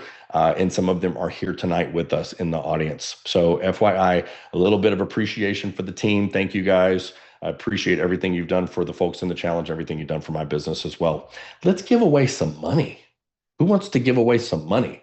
While you're making that appointment to apply for the Inner Circle program, let's celebrate somebody who has been contributing. And this person, man, these are difficult decisions. And as we get down to, we gave one away last night, we gave one away tonight. And then tomorrow it's going to be excruciating. We basically put a stack of weapons in the middle of the room and fight over who deserves these, because so many of you have contributed in terms of answering questions, encouraging your fellow students in the chats and in the school platform in particular. We really do take notice of that. And so we love, you guys are like celebrities to us. We talk about you all the time. Like, hey, did you see this? So we have to pick just a few people though. And so tonight we're going to reward somebody who has been a real contributor. So a $300 Facebook advertising credit goes to one of our number one contributors here, and that is Marianne Cazero. Marianne, if you are with us tonight, please make sure that you watch your school DMs because you're going to get a message from us about getting you your cold hard cash into your Facebook ad account. Okay. So, congratulations to Marianne and thank you to Marianne. Thank you to all of you who have been contributing because we really do appreciate you. This is awesome. Tomorrow, we're going to talk about Facebook ads and things like that, but we have timed this really well, even though I went long on my presentation. And we have a lot of time for Q&A.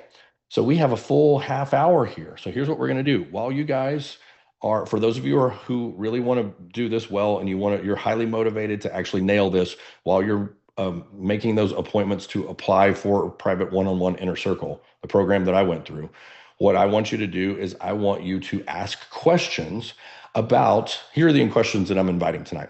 Don't ask me a technical question. You know that I don't know the answer, right? And I could fake an answer. But in reality, I would just go to one of the Tuesday or Thursday sessions since I have access to Mo's team, and I would get the real answer there, right? I'm not the tech guy. You don't want to ask me. It would be better to ask that in school, to paste that question, post that question in school. But in terms of like presenting, in terms of selling, in terms of positioning your offer, even the technical side, I promised you guys that I would explain the technical stuff. I'll answer your questions first, but if anybody has questions about the setup, I'm going to invite you guys to raise your hand and we will answer our voice questions. Hopefully, be able to catch a couple of chat questions as well. I'm going to try to go faster than I did the other night so that I can help more people by answering more questions. Let me just check my timing really quick. Yeah, we're cool. We're cool. Everybody get in line so that we can ask those questions, and I'm happy to answer anything. Okay, so let's see. I have on my screen, the first person is Lee. So Lee, I'm going to ask you to unmute and kick us off with a really good question. What's up, Lee? Hey, Bradley, great job today. My question is, have you ever considered removing some of the technical stuff from the presentation in terms of like the title, the escrow, Oh the yeah, I stuff change that stuff all is the in time. everything and put Yeah. that into a video that the title reps and your support team actually delivers as the follow-up? So here's the thing. It depends on who your avatar is. Here's the question that I want you to ask, Lee, and everybody else. Is that what my avatar thinks their problem is? And so if in my follow-up, we would call that, what's the word for that? Your indoctrination materials. Yeah. Indoctrination materials should really lean into the problem that this person thinks they have now. So if you got this person excited about, let's say, I love the special programs angle. Some people don't like it. I think it's amazing because it gets people excited. And in Texas, we do have a lot of programs. Maybe that's not true in every place, but it's really rich here. And so I love that. And so if for me, my indoctrination materials would be about programs instead. I don't think it's a time for more vegetables. And I think that some of that stuff is a little bit like eating your vegetables. Does that make sense? Yeah, that does. I was just thinking about positioning it as a VIP thing after they sign up for a consultation that they get access for something additional because they're not going to remember any of the title stuff during the How about we, presentation. yeah, I mean, because it's title, that stuff's a little bit dry. So what about Yeah, this? What if you turn it around and instead, if you were going to send that as follow-up material, you would send it because it is sponsored material from somebody who's paying to send it out to your audience. love it. Great. Thank you. I appreciate that. You That's bet. awesome. Yeah, I love Let's that. let's make some money. Yep. Okay, cool. Let's go to Dr. Abina. Dr. Abina, what is your question? Okay, I just unmuted. Thank you. Thank you for that presentation, Brad. You're I've welcome. been enjoying these sessions. My question is, when I was watching the presentation that you were giving, Mhm. was that a video or PowerPoints, and what type of assistance did you get in developing that? So that one is built on Canva because I'm extra and I like a little bit of like motion graphics and stuff like that on my presentation. I don't like it on my landing page because that messes with my conversion. So you'll hear me say, don't use that. on your landing pages, but on my presentation, I've already got them in the room, and so I'm fine kind of making it prettier. You'd be surprised at what some of the Canva templates can do now, where you can incorporate videos and they get better all the time. I happen to have a VA who's pretty ninja at graphic design, and so she cooked that up in no time flat. And so it's like the transitions and stuff, how it's like really smooth. That's just a setting. It's actually profoundly easier than it used to be with something like a PowerPoint or whatnot. Now Canva makes it it's like professional grade for the rest of us. But yeah, I had a little bit of help for sure. So Canva can move it like a video as well as a still PowerPoint. I like Well, the what way it you is guys break it's that still a up. still a PowerPoint.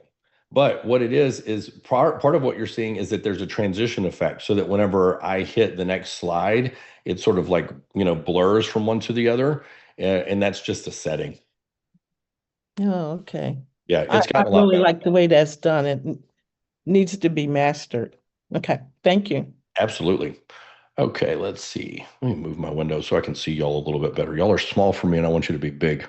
Okay, let's go to Roxanne and then we'll do Luke. What's up, Roxanne?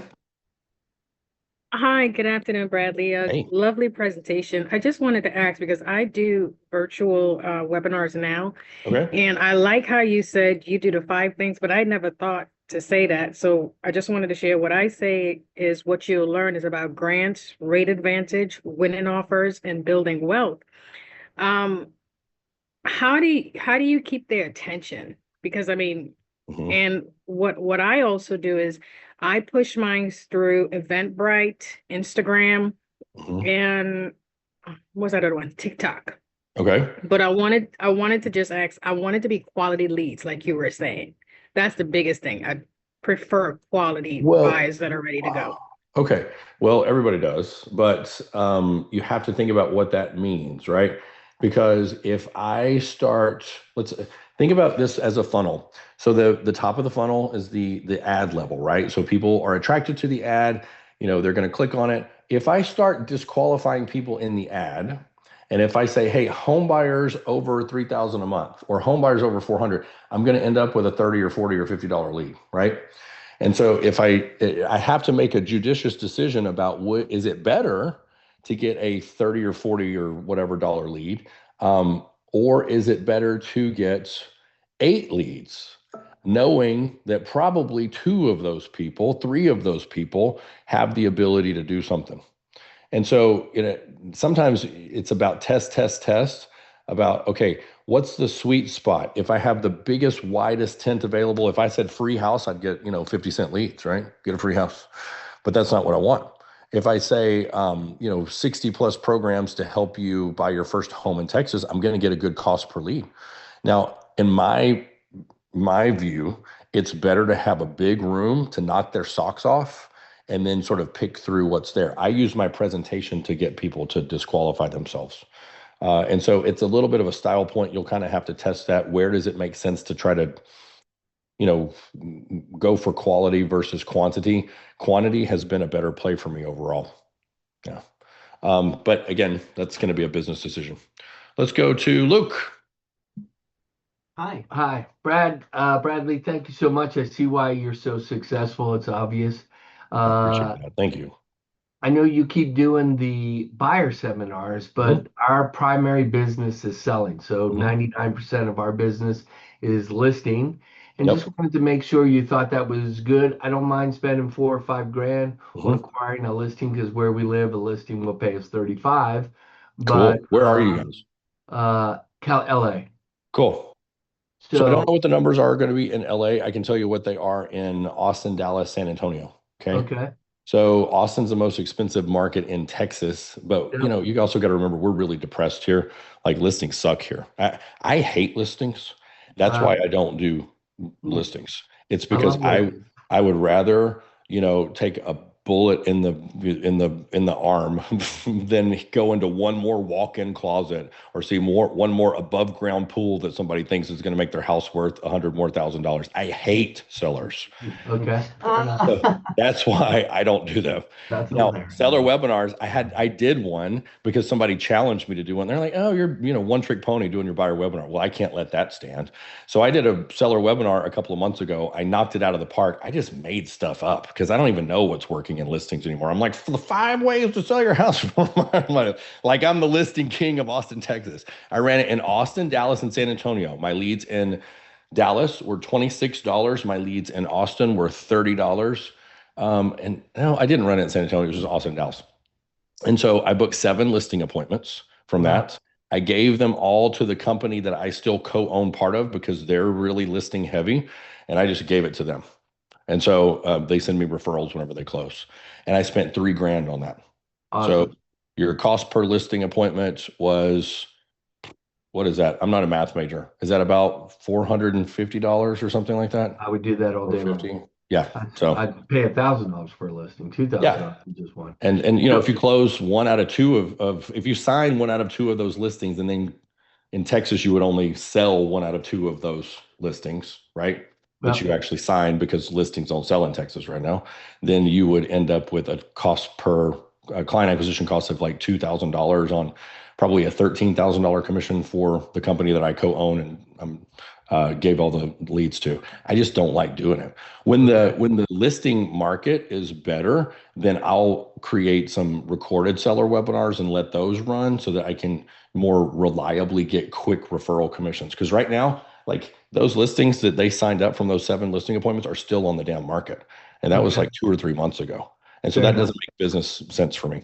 So let me ask you another question. So let's say we're running and somebody signs up. Why wouldn't I just shoot them over to a pre-recorded and say, oh my God, you're so lucky. One starts in 2 minutes. And then they go in. You can, and we're going to have a discussion about that on Friday. There's there's about 10 different ways to do recorded webinars, and 9 of them are wrong, if you ask me. Okay. If you send someone to an on-demand webinar, what are the chances that that person who just saw the ad scrolling in the restroom at work has now 90 minutes to go watch you on a recording? The chances are nil. So what they're going to do on an on-demand webinar is they're going to go watch 3 minutes. They're not going to fall in love with you in 3 minutes, and then they're going to do something else. And so you just wasted your money. There's a way to do it where you fake a live webinar where it's still an event. It's still on a Tuesday night. It's just that Luke isn't in the room. Yeah.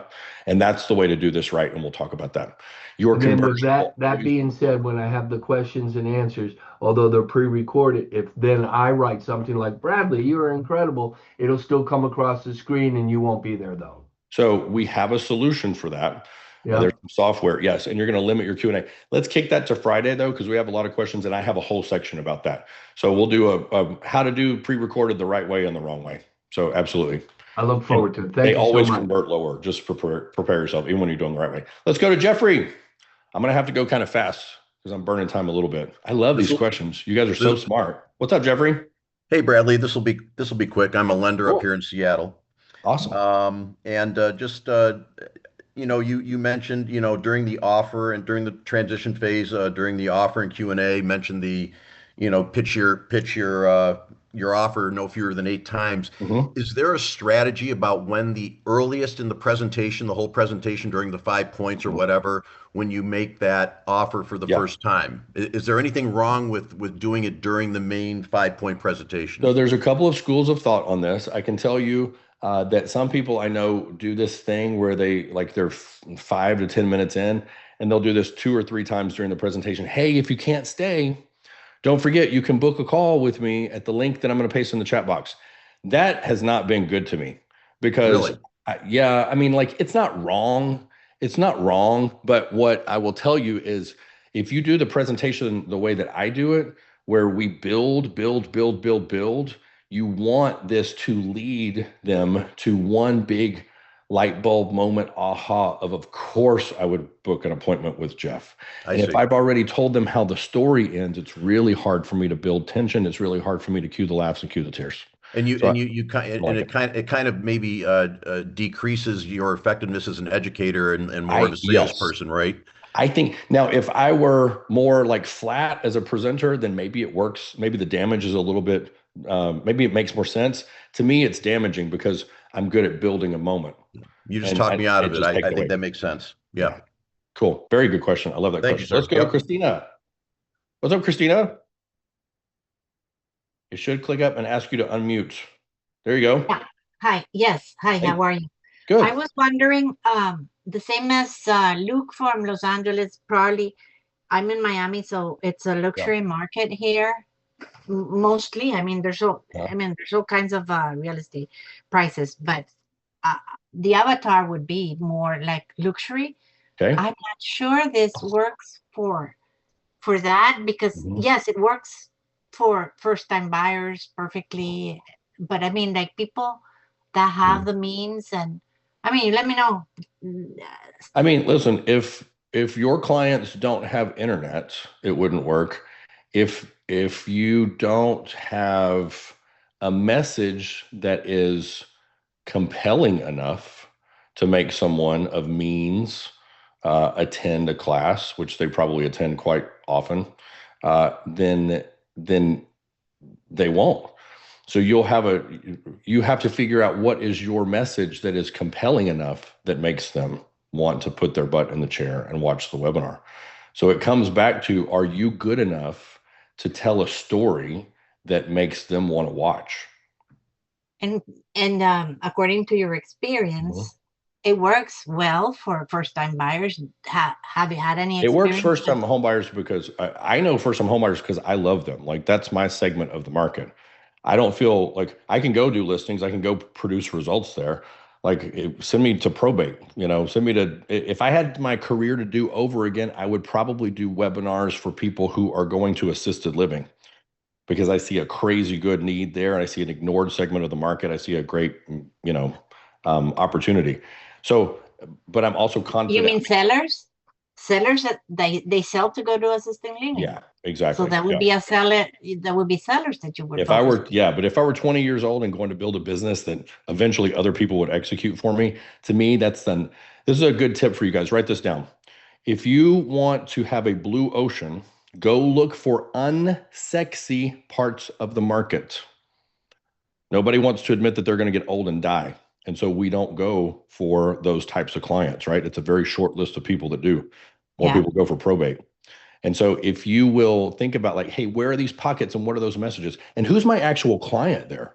Is my client the senior, the mom who's going to assisted living? No. Who's my client?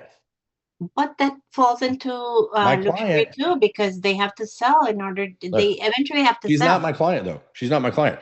Here's the client. The client is the 62-year-old daughter who's got to handle all of that stuff. Yeah. Who's got to get mom's house sold. Do you see what I'm saying? You can't think about this like an agent. You got to think about this like a person who is a marketer talking to a prospect who has a problem to solve. And so with your luxury question, you've got to go do some writing about what is that person's problem as they understand it. And you're going to have to test a few messages just like I did. So good luck. Okay. It's going to be good. But you do have to go solve the problem. Exactly what Peggy said. Okay, what's up, Pat? Everybody, by the way, I know our time grows small together. Go click that link in the chat box. I'm going to ask the team to paste that again so that you can go and book one of those remaining appointments to talk about the private inner circle program. My friend, Pat, what's going on, buddy? Doing great. So back on your webinar, I was there last year and getting in the fold of things. I'm a realtor and a mortgage broker in multiple states, Dallas, LA, California. Question for you. What are some of the tips, some of the hooks or seminar topics that a mortgage broker can use besides the first-time buyer seminar? Who do you want to work with, Pat? I'm pretty general right now. I know I need to reach down, but I'm looking for some ideas to see which ideas I can. Yeah. Okay. So I'm going to ask you some questions. I want some quick answers. Okay. Yes. Who do you succeed with effortlessly based on your previous 2 years of transactions? I'm a new realtor, but I succeed with first-time home buyers. Okay. So, okay. So if you're new, then who do you want to work with? If you don't like first-time home buyers, who do you want to work with? Honestly, the thing that makes money the fastest. The thing that makes money the fastest. Who converts the fastest in your marketplace? Because I For don't me, know I your just had market. a conversation today with a first-time home buyer, potential home buyer, and I connect with them. I convert them pretty Right. well. Okay. So here's what I would do if I were you. Just as like from a forget webinars for a second, just a business coaching perspective. Where your wins are right now that bring cash back into the house the fastest is Yes. where I would camp out and build my big like arsenal of cash that I would use to test on some bigger fish. Okay. So if there were other parts of the market like investors or like, a certain type of luxury buyer or seller, you're going to need some money to go figure that out. And so what I would do is I would go build my war chest of cash with what works, what's proven, and then go test. Good question though. Let's go to Frank. What's up, Frank? We're going to have to go a little bit fast because I've used Sure. What's up, Frank? Yeah, so real quick question. So I see you guys pushing the new CRM webinar that might be better and easier. So why aren't you guys using that and you're still using Zoom right now? So, I don't know how well suited it would be for a 700 person webinar. And so right now, I think it hasn't been tested at that level. And so I think it might be, this is what we would call B2B. Like you guys are a pretty swift audience. How many of you didn't have Zoom on your phone and your iPad already today? 0, right? Because you're in business. That's a different hill than we have to climb with B2C. And you can't make any assumptions about B2C. When we're dealing with direct with the consumer, here's the word that I want you to write down. The word that I want you to write down is friction. That's our enemy. So like downloading apps, things like, too many pop-ups or whatever, those create friction. And I need WD-40, okay? I want to grease that process so that client slides right into my webinar. That's why it's the right choice for B2C. It might end up being the right choice for B2B as well, but I'm not yet sold on that. So So even you last night, your webinar last night, you were using the webinar. No, I'm still using Zoom. I'm converting to that. So there are people in front of me who y'all get the webinar room before I do. But it's also because my rooms are big and because I have a lot of things already kind of in place with my workflows in Zoom. I have a complicated setup because we keep building on it. And so we have a lot more to undo. You guys get to come in clean and just do it, easier from the jump. So I envy you in that way. Let's go to Nahisha. Nahisha, tell me what's up. Hey, so my question was, my goal for initially wanting to do these webinars was to build my school community. So what are your thoughts on utilizing that platform and if doing lives in the school platform would be a good idea? How are we going to monetize that? What are we selling? So right now, my school platform is free. I do plan to convert it to a paid membership to kind of build that momentum Who's it for? and just have free snippets on social media. Who's it for? It's buyer sell, it's intermediate level. Okay. So I think here's how I would use that. So why don't you think about doing this? Do the webinar funnel, because the webinar funnel is webinar to talk to Nahisha, right? Instead of just this thing where it's like, hey, I'm going to provide all this content and learn, right? Like with the hope that we're going to end up in a conversation. Webinar is webinar to conversation. Let's go. Now, what if we use school to bake the people who can't take action now? So they come in webinar, they go appointment with Nahisha. We separate the ones who are clients for today versus clients for tomorrow. And then school is our way to indoctrinate them and to keep that relationship alive without a bajillion phone calls. Yeah. So if I were you, that's how I would use that platform. And then you have all of this money because you have all of these transactions from that direct sale versus indirect that you could play around more with running some ads to this. But here's the thing, there's so much free stuff about what we do online. It's really hard to charge for information products, harder than ever. And so I don't know that has legs. It would have to be very exceptional. And there's just too much free stuff. So I don't know. But in terms of using it and in terms of like growing your connection with those people, I think that is solid. Let's go to Wesley. Thank you. That was a good question. Hi, Bradley. I'm a newer agent in Nashville. Okay. And I want you to tell me if this would be a good idea or not. What I do with my buyers is I have a proprietary software where I break down every neighborhood in Nashville and the surrounding cities Mhm. by neighborhood, not zip code. Like it's more detailed than that. And I use that. It's like it basically tracks the leverage, whether it's in favor of the buyers or the sellers, by comparing active under contract houses with inventory over the past year. So it Okay. tells them what way the market's swinging in which direction. Okay. And it's really useful for crafting offers for buyers and sellers. Okay.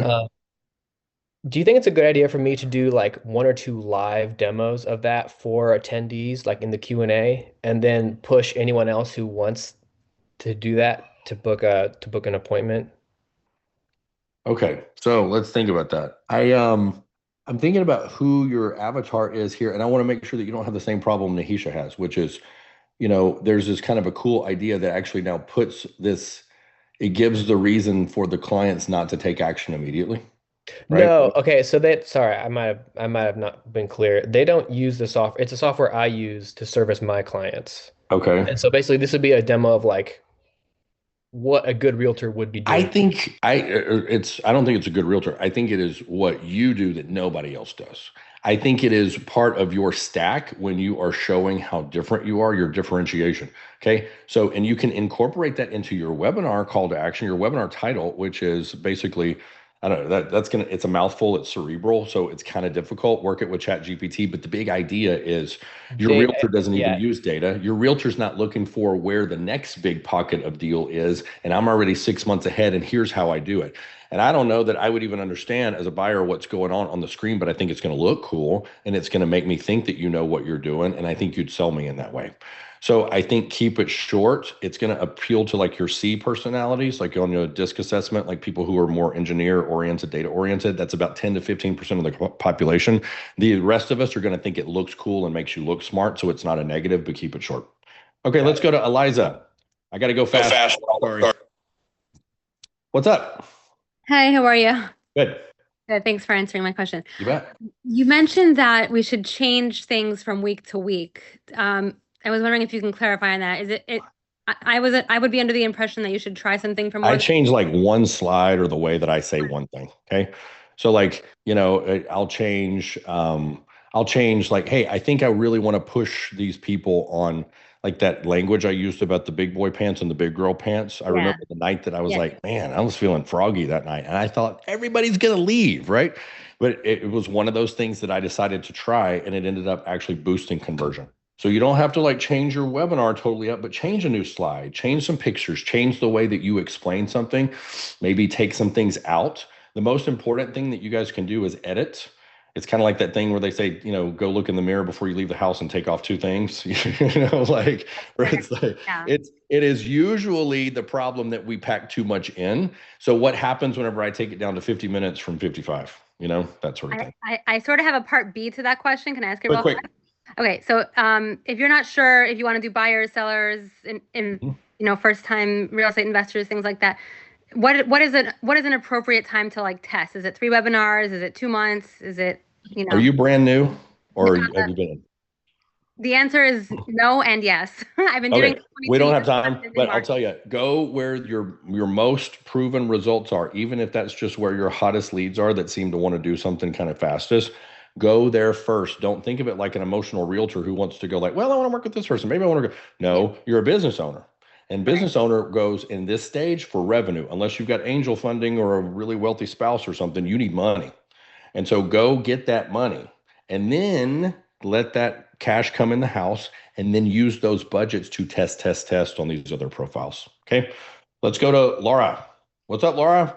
We got to go fast, y'all. Everybody go to that link in the chat box to click on that link to book yourself onto an appointment to apply for the private one-on-one Inner Circle program that I went through. I will tell you, I would not be in front of you for sure.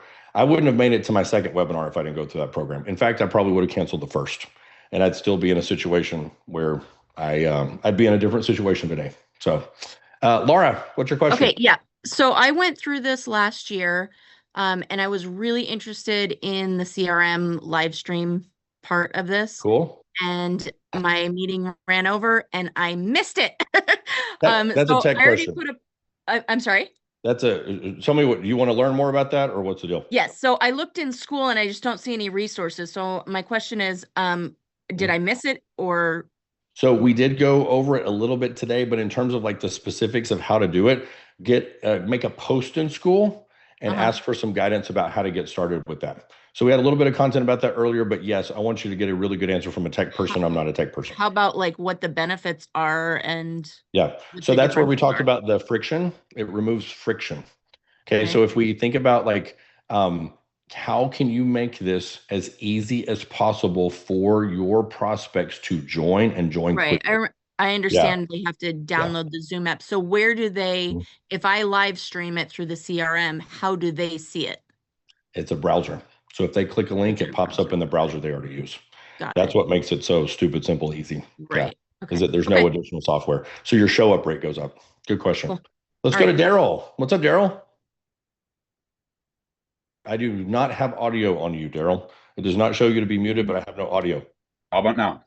Yep, you're good. Let's go. What's up? So I'm in a small rural area, so I'm concerned about the number of people I might get to my seminar. Okay. So would you suggest casting my net out to Fort Worth if I'm only getting 4 or 5 people to the seminar, or is that good enough? Where are you? I'm up in Glen Rose, Texas, about 60 miles southwest of Fort Worth. Okay. So I think it's cast your net out to where you're willing to drive and serve clients. That's what I would say, because otherwise we're going to create a situation that's untenable with a bunch of clients that want to see property every weekend on, in some area that you're not willing to serve. So if you kind of look at that, you're going to have to do it based on a radius, because this is a special ad category opportunity. We can't just go based on zip codes and stuff like that. If we were selling gym shorts, we could. So you're going to have to do that radius thing. Go look and see like, hey, what's the radius where I feel comfortable driving on the weekends and showing property or listing appointments or whatnot. That's what I would do. Let's go to Alyssa. Everybody hit that link because I'm going to have to go in a few minutes. Our time grows short together, and I want to give you a preview of our homework. Click the link to go book yourself on that appointment. Alyssa, what's up? Hi, Bradley. Actually, I'm Brazilian, but I'm already a realtor here for a long time, but I'm specializing in rentals. And then rentals could convert in first-time home buyers. So do you think it maybe trying to make it like a webinar talking about rentals, the benefits or not? Is it a good way? Or maybe I'm about either. Do a rentals webinar if you want to work rentals.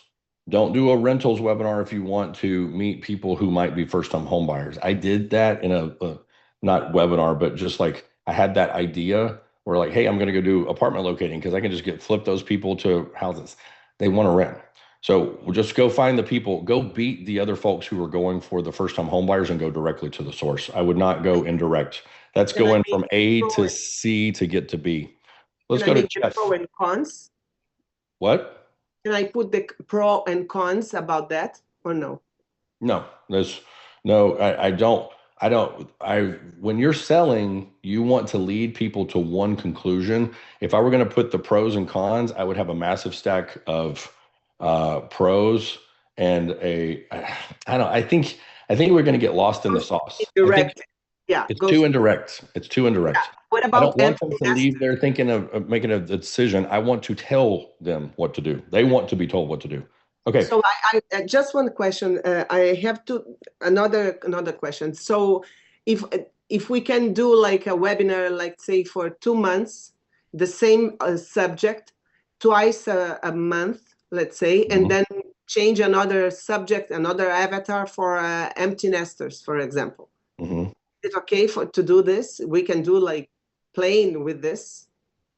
So we've done 4 webinars of one avatar. Can we flip to another one? Yeah, that's okay. As long as you're confident in your cash flow, because you would start with the avatar that's going to return cash to the house the fastest. Do we have enough predictable pipeline to satisfy you after 4 webinars that, hey, there's enough money coming in that I can go test? Because testing involves creating a brand new pipeline and learning all of the mistakes, going through the first mistakes again. So to me, that's not a whole lot of runway for webinars. If you've got a big pot of cash, then it doesn't matter. But otherwise, it's a cash flow issue. Okay, let's go to Jeff. Jeff, I just unmuted you. There we go. What's up? Okay, so I've got a question for you. What should we expect as far as how many people are going to register for our webinar, does it have anything to do, like I'm totally new to social media. I've never needed social media in the past. So I just created an Instagram page. I did a 12 Days of Christmas giveaway with all my, 2,000, 3,000 plus ex-clients. Let me get to the gist here. What type of client do you want to work with? So I own a credit repair company, and basically for the past 20 years, builders have paid me to fix people's credit, and I'm changing my market up a little bit to now where I'll fix anybody's credit for free as long as they use me as a realtor. Interesting. I'm sure I'm going to get way too many That's people. hot. On the other hand, I don't have any followers, so I don't, you don't need to worry about followers. You don't have to have any followers because remember, you're going to pay. So when you pay, like you jump to the front of the line. You don't have to figure out how to go viral. You don't have to dance on TikTok because you're cutting a check for eyeballs. All you have to have is a message that people want to click on. Facebook and Instagram will put the message in front of enough people. You just have to have a good one. And I think you've got kind of a badass message, honestly. And so I think you're going to kick ass and take names. So let's go get it. Okay, let's go to Christy. Yeah, relax. They'll handle the traffic part because they want to make money. Thanks, Christy. Yes, I'll make this quick. So I'm both a lender and a financial planner. I currently host financial planning webinars like face-to-face. I want to launch them online. So does your one-on-one appointment only apply for lenders and real estate, or can it be used for other industries? No, listen, I want to get a hold of financial planners. I want to get a hold of attorneys. We just don't have enough time in the day because we're still helping realtors and mortgage, get out of cold calling. But anybody who has to go kill what they eat should do webinars, in my opinion. Because all of us in those industries have been taught all of these cringy tactics that take all of the shoe leather and take all of the energy out of you. And nobody's ever taught us how to attract people by just going out there and saying something that makes sense. Isn't that weird? This is the most common sense thing. Hey, I'll just go show people how to do it. Is that revolutionary? No, but it's heresy in our. Well, I have a great presentation that's like face to face, but I want it. That's it's micro. I want to take it macro. As a screener, I wouldn't book straight to in person because we haven't qualified them yet. They've heard from you. It's been a one-way conversation, not a two-way. So use this as a 15-minute screener to make sure that has legs so that this is a real client who actually comes to the office. And if they're not, then you can kind of redirect them. All right, guys, we're going to answer Raquel. We're running so long, guys. And so we've got to get out of here, unfortunately. So let's do Raquel, and then we've got homework. What's up, Raquel? Yeah, I'm a new realtor in Oregon, and I wanted to know how do you recommend handling questions in a Q&A if you don't know the answer and you don't have a team to refer. Everybody tell Raquel who a baby realtor's best friend in the whole world is. In fact, there might be one here from Oregon who would gladly, well, besides ChatGPT, a very good lender. Yeah. If you want somebody to make you look like $1 million, here's what you're going to do. You're going to invite that lender. It doesn't mean that they're a co-host. It doesn't mean that they're your partner in the project, although we'd love for them to pay something later. You're just like, hey, will you ride with me for Q&A? And then on your Zoom or on your WhatsApp or whatever you got in front of you, you can have a channel open and you can literally type the word help. And then that person sees you and they got you, right? Where they go like, hey, Raquel, is it okay if I take that one for you? And then they give you the answer that makes you look like $1 million, right? The person as a baby realtor that's going to make you the most money is an experienced loan officer. And if you haven't aligned yourself with somebody who's willing to spend time with you, there's probably somebody who is licensed in Oregon who would gladly do that. Okay. So make it happen. Very good question. I love where she left that off. Isn't it great to teach the children? Doesn't it feel good to teach the kids? Everybody, tomorrow is ad day. We are going to learn how to fill this funnel with lots of people who think you're amazing and who want to hear what you have to say and your offer. Even if you've never run Facebook ads before, or if you did run them before and you made a big old mess of it, what you're going to do is you're going to come in and we're going to start over. And you're going to learn how to do Facebook ads the right way, not just setting up the accounts and all that stuff, although, and the pixels and the tracking, we will be going through that. You're going to take a copious notes. Because Mo is going to be giving you what you need to go and implement this on your own. And then what we're also going to do is build the campaign. So you'll see what has to happen to create a Facebook ad that people want to click on in great numbers and to get those people to actually get to your landing page and land to your webinar. So It's that introduction to paid ads, the leads, the ads themselves in terms of the content. I'm going to throw something in there as well that is about how to add some additional free leads to your webinar. And with that, guys, you just made it through day 4. So congratulations yet again. Day 3, you made it to day 4. Day 3 is now complete. Thanks for staying late. I appreciate y'all. That was great. I love the Q&A. You guys have such good questions. I would sit here till the cows come home and do that if I didn't have to go eat and bathe some kids. See you guys later. Tomorrow is ad day. Let's go fill that funnel. Make sure that you click that link in the chat box. If you know that you want to do this right, if you want to go big and you want to have insurance that, hey, this is going to get out there to the world, my message will, and it'll get out there the right way. Okay. See you guys later. Hit that link to talk about the private one-on-one Inner Circle program and get some rest. Bye, y'all. Recording stop.